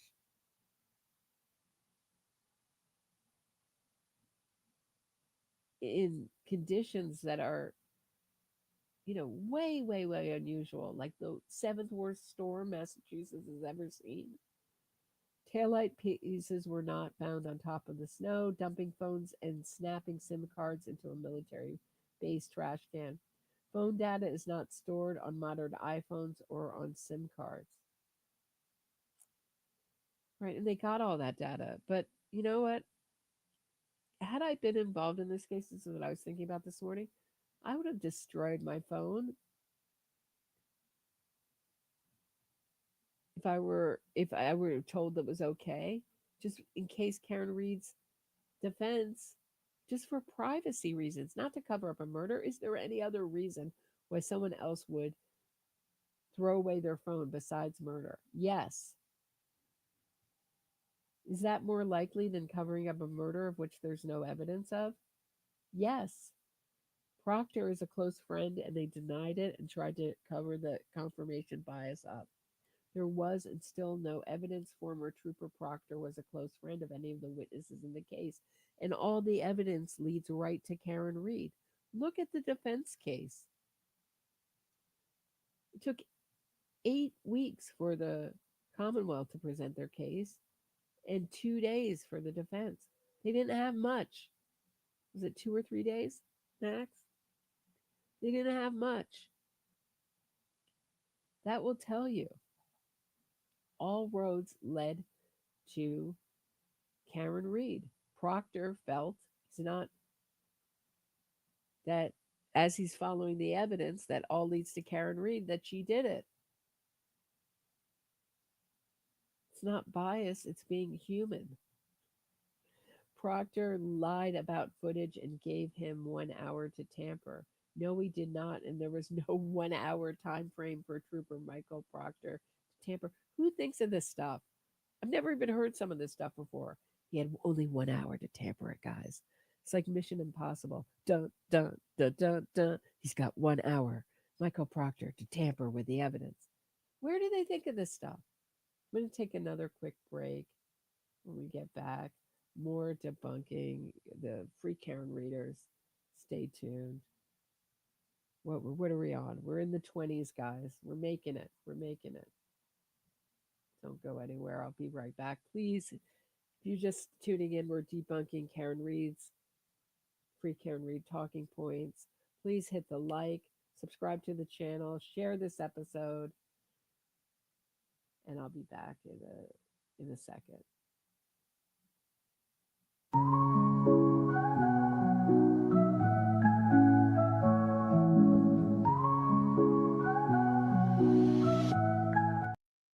Actually, you know what? This is a better way to do the break.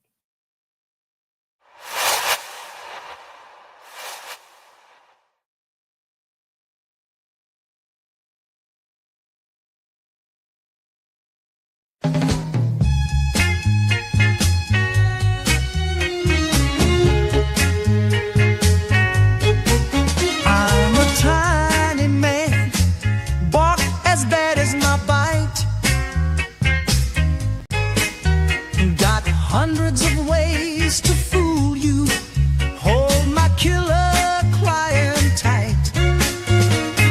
Cheat to win only increases my popularity. Stalk and shout around the courtroom like a Matlock parody. I'm a lawyer, a criminal lawyer. Think like a criminal, spout legalese. Lying by profession. When in doubt, blame the police. When my con gets exposed, I act deaf and dumb. Blame sudden onset amnesia. Got the press under my thumb.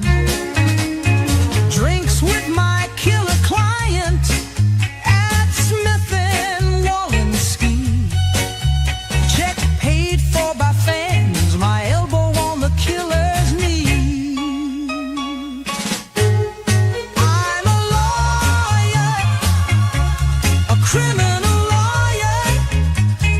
Think like a criminal, spout legalese. Lying by profession. When in doubt, blame the police. When my con gets exposed, I act deaf and dumb. Blame sudden onset amnesia. Got the press under my thumb. Drinks with my killer client at Smith and Walensky. Check paid for by fans. My elbow on the killer's knee.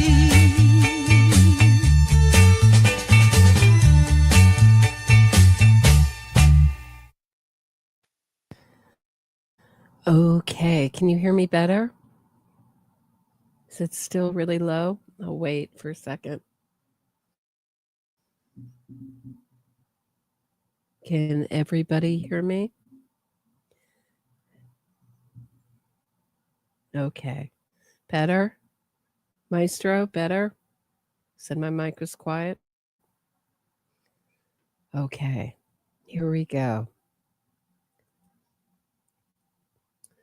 Okay, we got to the why come Proctor lied about footage and gave 1 hour to tamper. No, he did not. There was not 1 hour for Trooper Michael Proctor to tamper.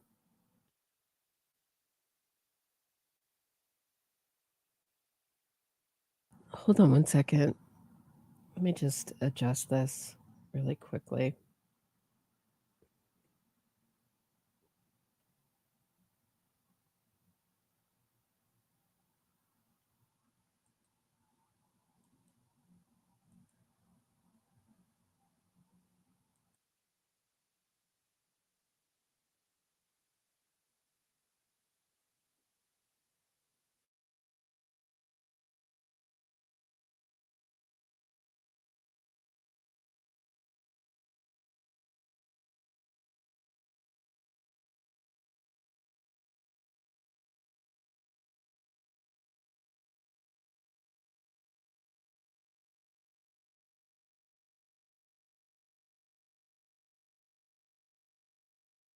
Thanks so much for your patience. I just had to fix my microphone. Okay, here we are. Ignore that police show Proctor called for a tow truck in afternoon, but claimed he didn't till a couple hours after. He lied. He lied. You lie. Former Trooper Michael Proctor did not lie. Proctor misspelled the names of 5 witnesses wrong to muddy waters in future searches connection. Well, then misspelling and mispronunciation and misspelling are to muddy the waters, then maybe they should have looked into me, because I'm the master misspelling, mispronouncer. There is no evidence to suggest former Trooper Michael Proctor's misspellings of anyone's names was done intentionally or to muddy the waters. Some people at the party were never even questioned till over a year after the death, well prepped by then. No one was prepped. See what I mean by this? Officer Berkowitz found more fragments a week later. February 4th was not a week later, but the snow from the blizzard was still melting during this time, which unearthed more taillight pieces. All of Karen Reed's, too. Strangely, that they wanted to frame the woman going, I hit him, I hit him, I hit him.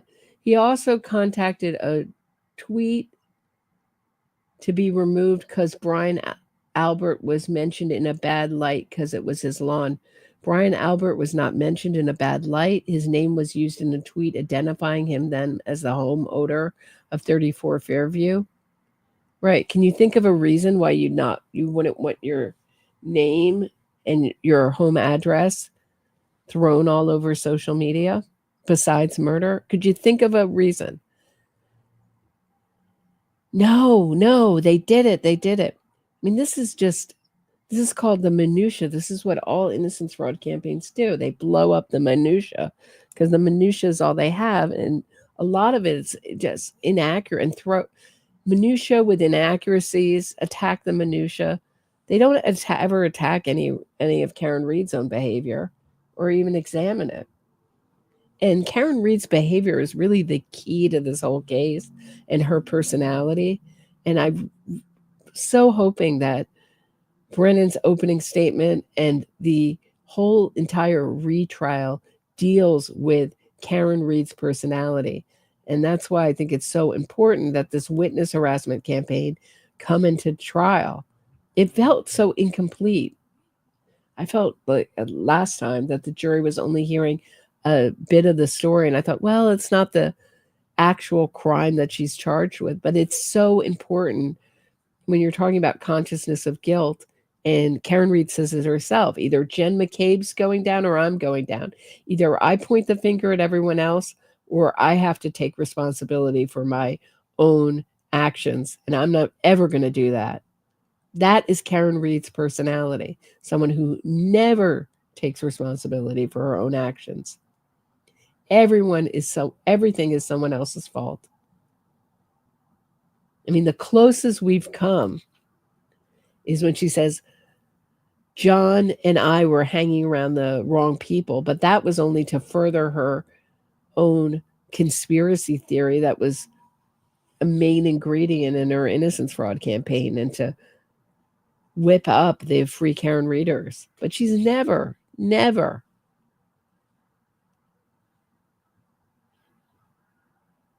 talked critically about her own actions or taken responsibility for them. When even with Brian Higgins, well, we weren't married. We weren't paying mortgages together. I was only helping him raise his niece and nephew. But we've been together for 2 years. It wasn't serious, just 2 years of dating. I think anyone else would call that serious. Many people get married after 2 years of dating like that, but not Karen Reed. Strangely, John O'Keefe had no plans. And I keep hearing repeated that everyone loved Karen Reed before this. It's true. Most people did love Karen Reed, but it seems like there is some evidence that Peggy O'Keefe did not love Karen Reed. And Peggy O'Keefe seemed to know right away. Looked like he got hit by a car. Looked like when you smashed to smithereens taillight that you, Karen Reed, might be your car, Karen Reed, that hit him. Your 6,000-pound vehicle, as you call it, hit him. The one with the sensors that beep and flash. The infotainment system that warns you when you're about to hit something. With a high-pitched whine that gets louder and louder the closer you get. That you couldn't just couldn't be drowned out by loud music or the wind. Or the windows rolled down, as you've all given reasons for why you didn't hear your own infotainment system beeping at you, flashing at you. Brian Albert was not mentioned in a bad light. His name was used in a tweet identifying him as the homeowner. Jen's Apple Health data shows her up all night, anxiety, pacing, calling, and texting, all dirty deleted. No, it doesn't. A phone cannot determine if someone was up all night, anxiety, pacing, and it is diluted to suggest so.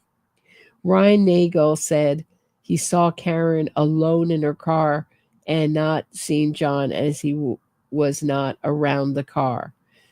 Heather Maxson saw John O'Keefe sitting next to Karen Reed, who was driving her black Lexus SUV. Ryan Nagel did not say Karen Reed was alone in her car. He was focused on Karen Reed. Neither Heather Maxson, Ryan Nagel, Julie Nagel, or Ricky D'Antonio saw John O'Keefe exit Karen's SUV.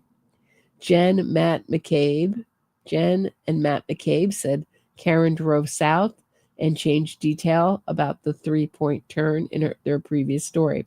The three-point turn story originated from Karen Reed.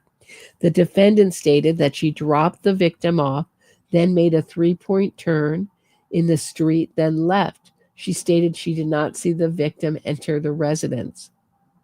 After a night of drinking, but of course she changed that story to she saw him go in this door, the front door, the side door.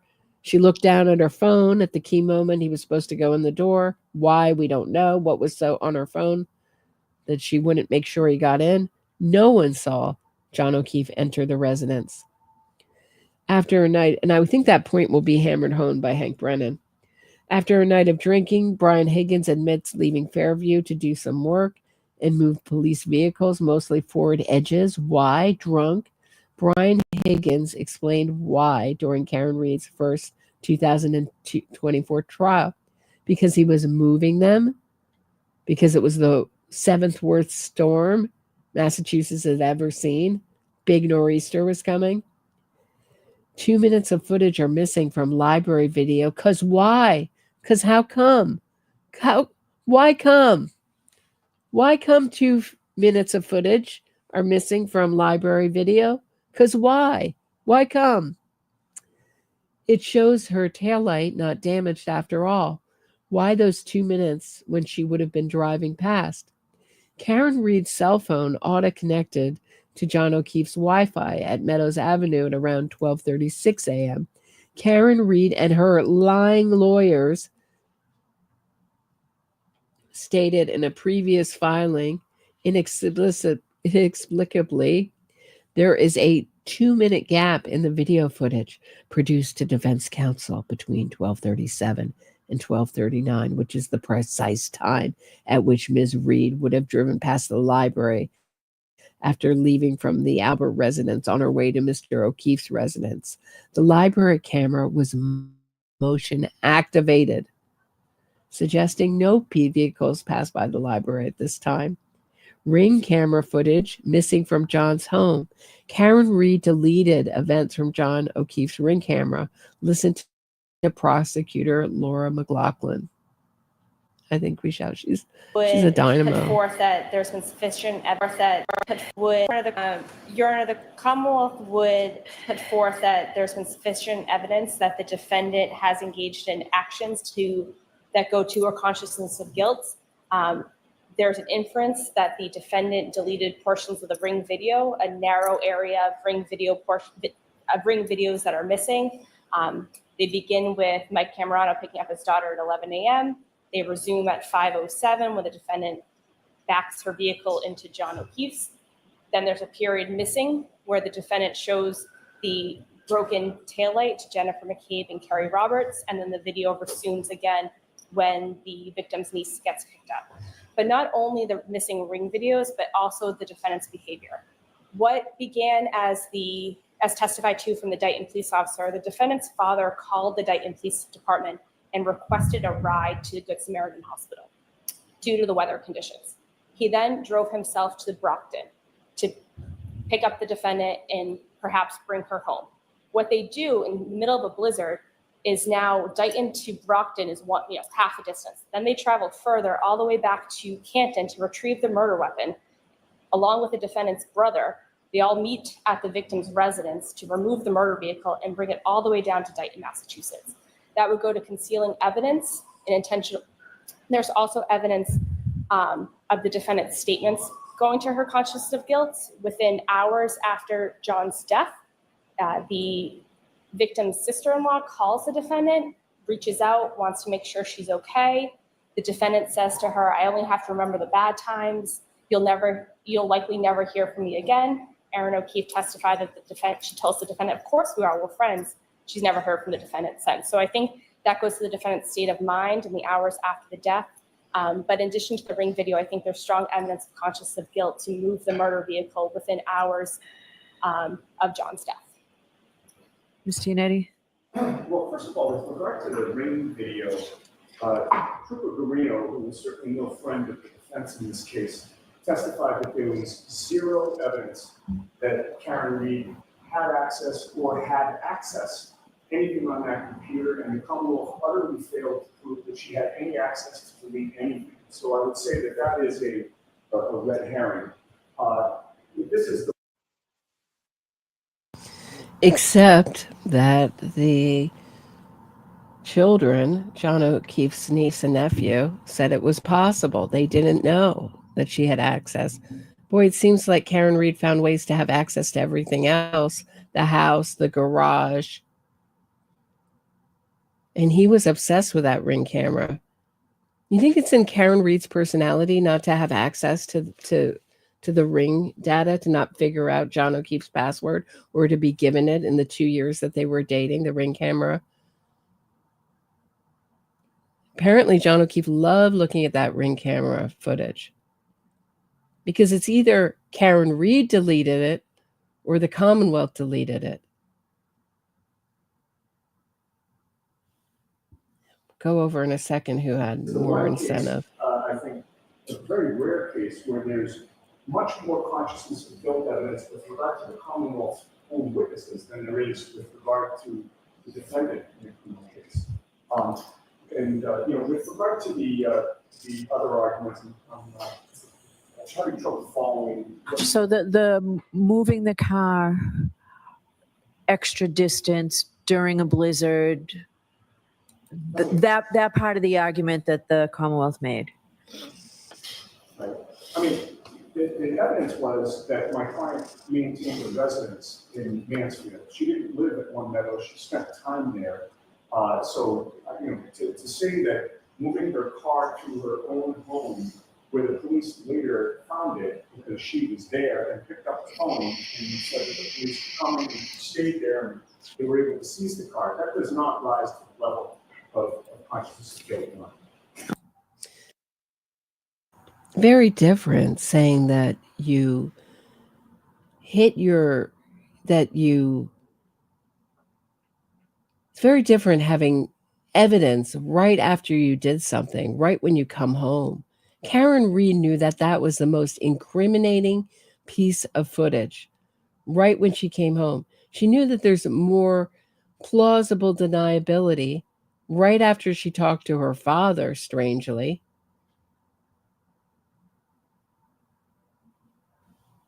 The early hours that she should make her own evidence as to how she cracked that taillight. And there's no need for her to back into John O'Keefe's car to exit the driveway. You just go, if you listen to Brendan Kane, you just go clear back. There was no need for Karen Reed to make that, 507 video of herself hitting, love tapping John O'Keefe's car, except to make evidence. And seems like if the Ring camera footage is gone, then there's more time, there's more people in the mix. That's something Karen Reed has always done, is thrown more people in the mix. I believe she was a true crime fan before this. Why didn't Karen Reed, this is something I've been thinking about, make the 911 call? Because she knows that 911 calls, there's a whole system to detect deception.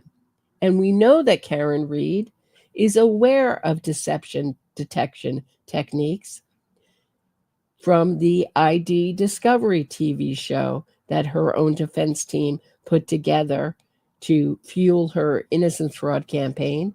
She is asked in the ID Discovery TV show if she hit John O'Keefe and killed him with her car. And she says, I hate answering it because I can't make it sincere enough. I worry that people are thinking, did she look up to the left, which is a sign of detection, and blink 3 times? She blinking, she looking to that. She's aware of deception techniques. And one of the ways to analyze deception is to analyze the language used in 911 calls. Therefore, she did it by, again, mixing it all up. Jen McCabe calls. Make her look suspicious. She's making the 911 call. Add in a lot of people. Act hysterical. Get them into a fear state. Can boggle the mind. Confuse the people at the scene. Run in and out of the scene. Disrupt the scene. Touch everything.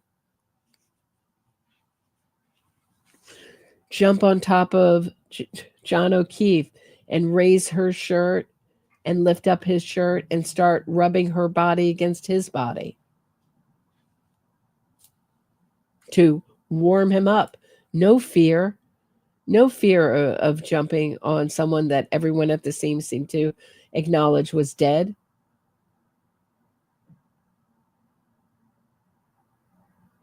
She was mixing it all up, using people by proxy to create distance. Same thing here.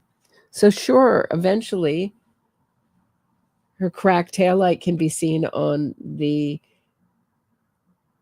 it's around 8 o'clock check.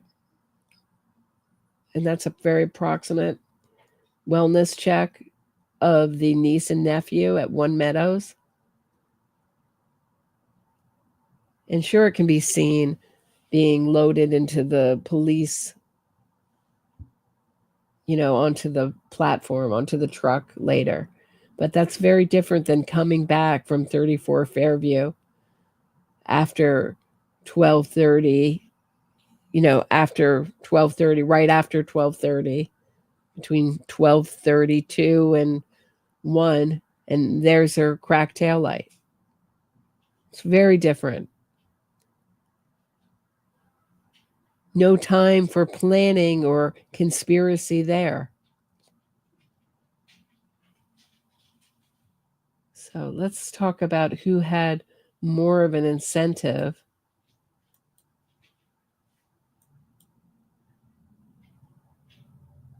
Jen McCabe or Karen Reed Jen McCabe, excuse me, the Commonwealth or Karen Reed to delete the Ring camera footage. If you do natural math, there's a point in time when Karen Reed comes home and puts her car in the garage in between those two time periods, but there's no Ring camera footage of that. We know the Ring video had to be deleted because at 12:41, I leave a voicemail to John where you can clearly hear me pull into John's garage. You can hear my car sensors beeping as I come close to the sides of the garage door. Beep, beep, beep, beep, beep, beep, beep, beep. And then you hear the car go off, and then you hear the sled ding, ding, ding as I open the door, shut the door. I had high heels on that night. You hear me walk in, in through the stairs up into the kitchen, shut the door, and you hear me walk into the kitchen. It's like a full minute long. That's at 12:41. But the Ring video of me arriving home is mysteriously missing. The prosecution is accusing me of deleting the Ring, and we're accusing them. Why am I deleting these videos? If anything, I want the video when I arrive home to show that my taillight's intact. I don't know that it would have captured it, but it could have. They wouldn't want that video in because it would show my taillight's intact. So who has a greater incentive to delete the video?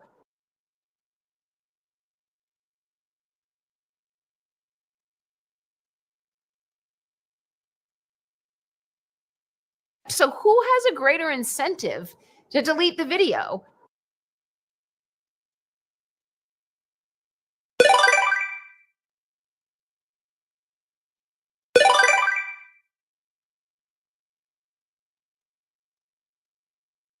Survey said. Oh,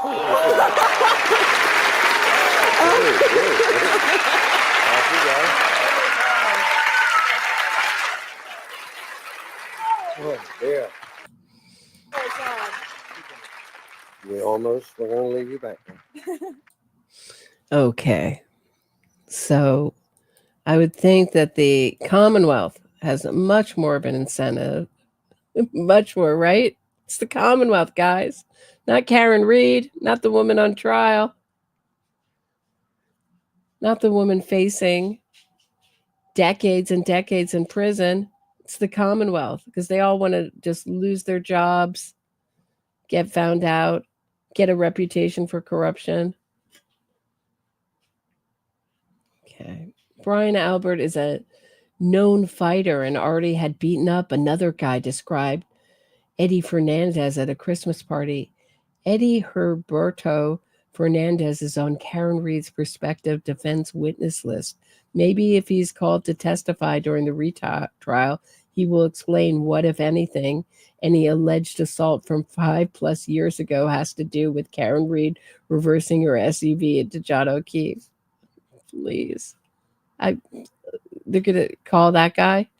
John's brother explained his injuries like he had gone rounds with Tyson, orbital fractures, brain bleed, eyebrow abrasions consistent with a fist fight. No, he didn't. This is yet another myth. It was lying lawyer David Yannetti who referred to Mike Tyson, as can be heard in the video clip below. Here's David Yannetti describing John's injuries as if he got into multiple rounds with Mike Tyson.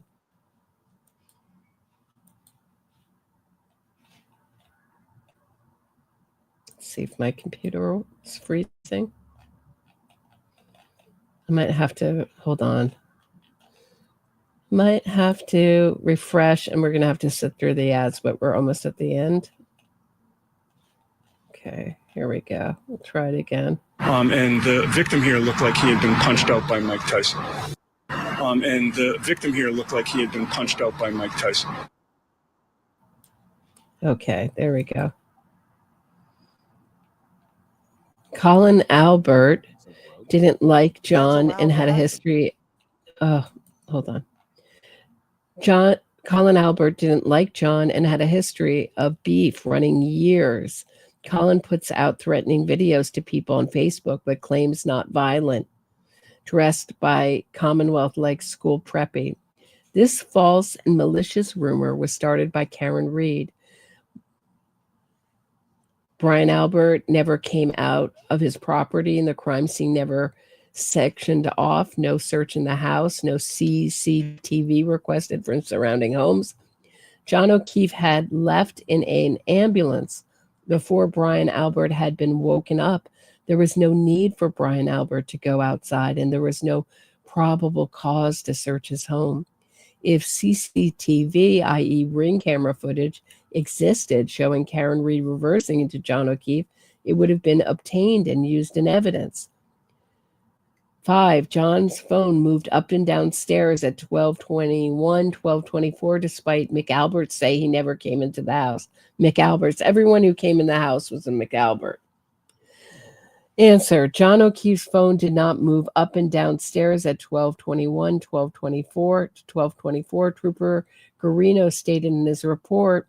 Also of note is that O'Keefe's health data in Cellbrite shows him ascending, descending 3 flights of stairs at 12:22:14 seconds p.m. The native locations in Cellbrite and the cache locations in Axion both show O'Keefe's phone's location by the intersection of Oakdale Road and Pinecone Road in front of 36 Oakdale Road, which is approximately a little over a half a mile away from 34 Fairview Road.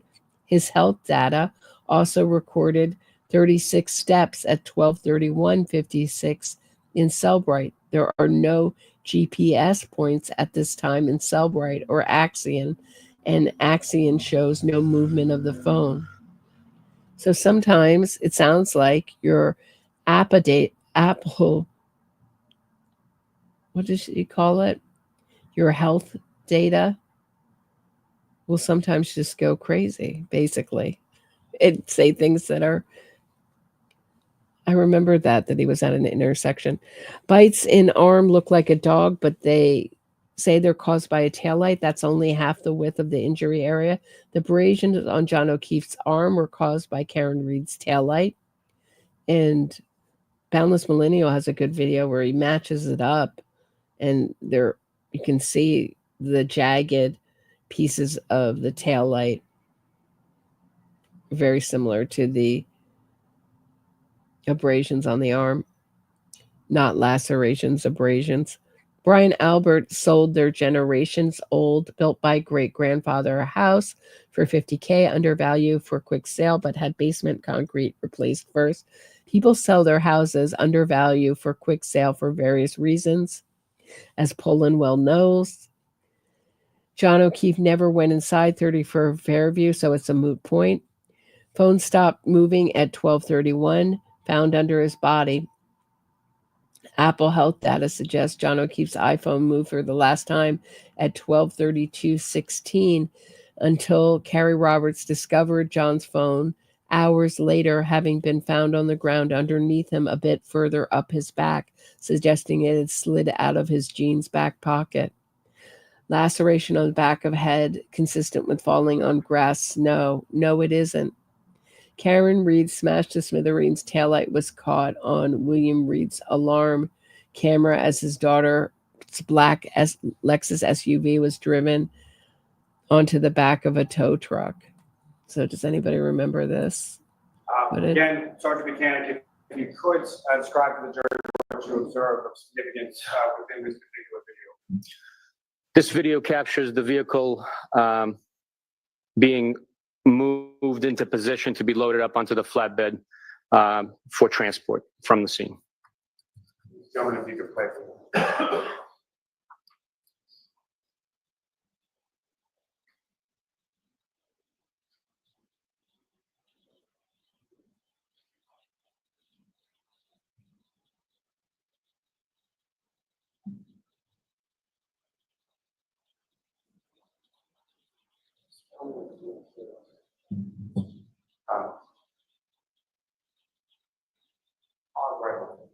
I'm sorry.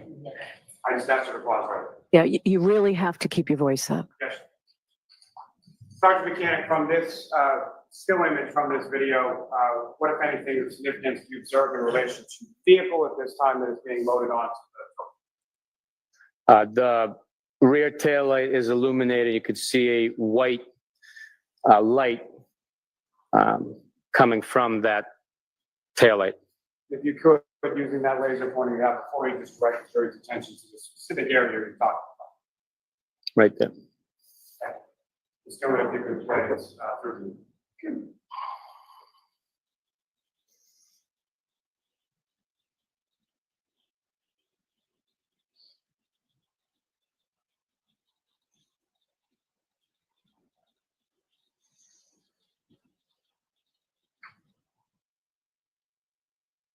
Okay.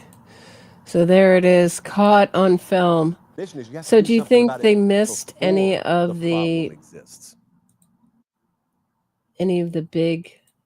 big free Karen Reed talking points?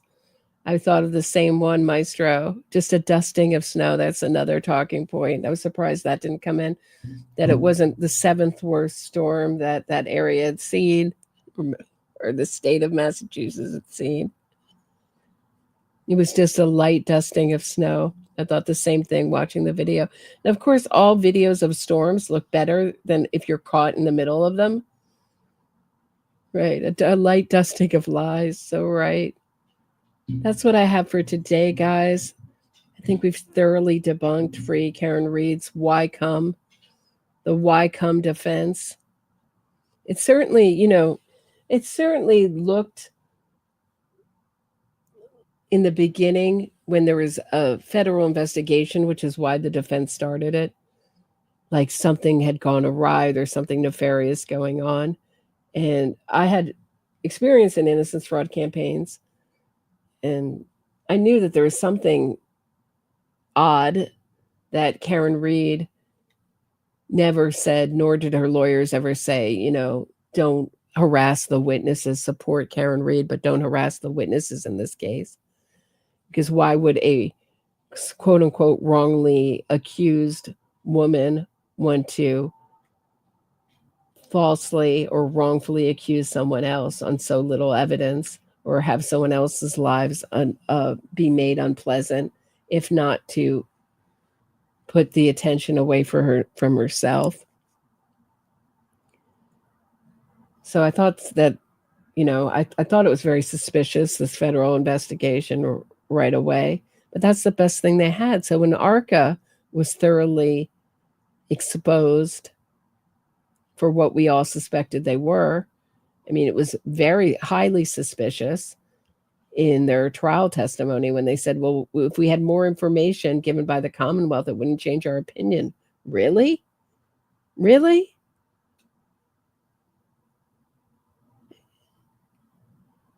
Yeah, it's like the only time I've ever heard someone say, if I had more information, my opinion wouldn't change. You only base your opinion on the information, that you're given, which is why Karen Reed put out so much false and misleading information and blew up the minutia in her case to make it look like there were large reasons, big problems with the investigation that would call into question her hitting of John O'Keefe with her large SUV and leaving him to die in a blizzard.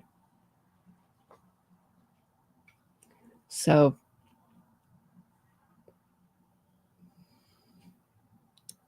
but this will not end. This will not end if Karen Reed is convicted, or even if she's acquitted. If she's acquitted, she will sue for wrongful arrest, wrongful imprisonment, for the small bit of jail time she did, waiting to get bailed out.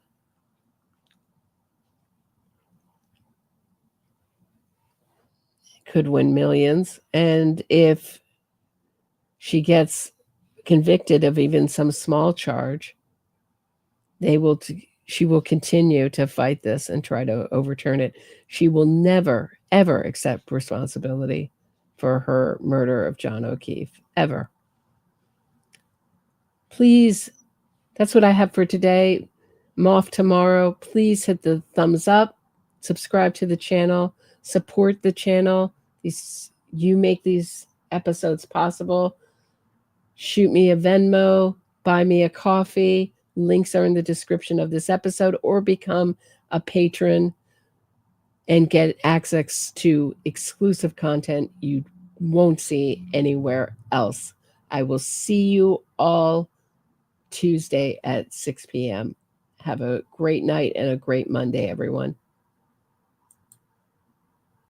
I hit my boyfriend with my car.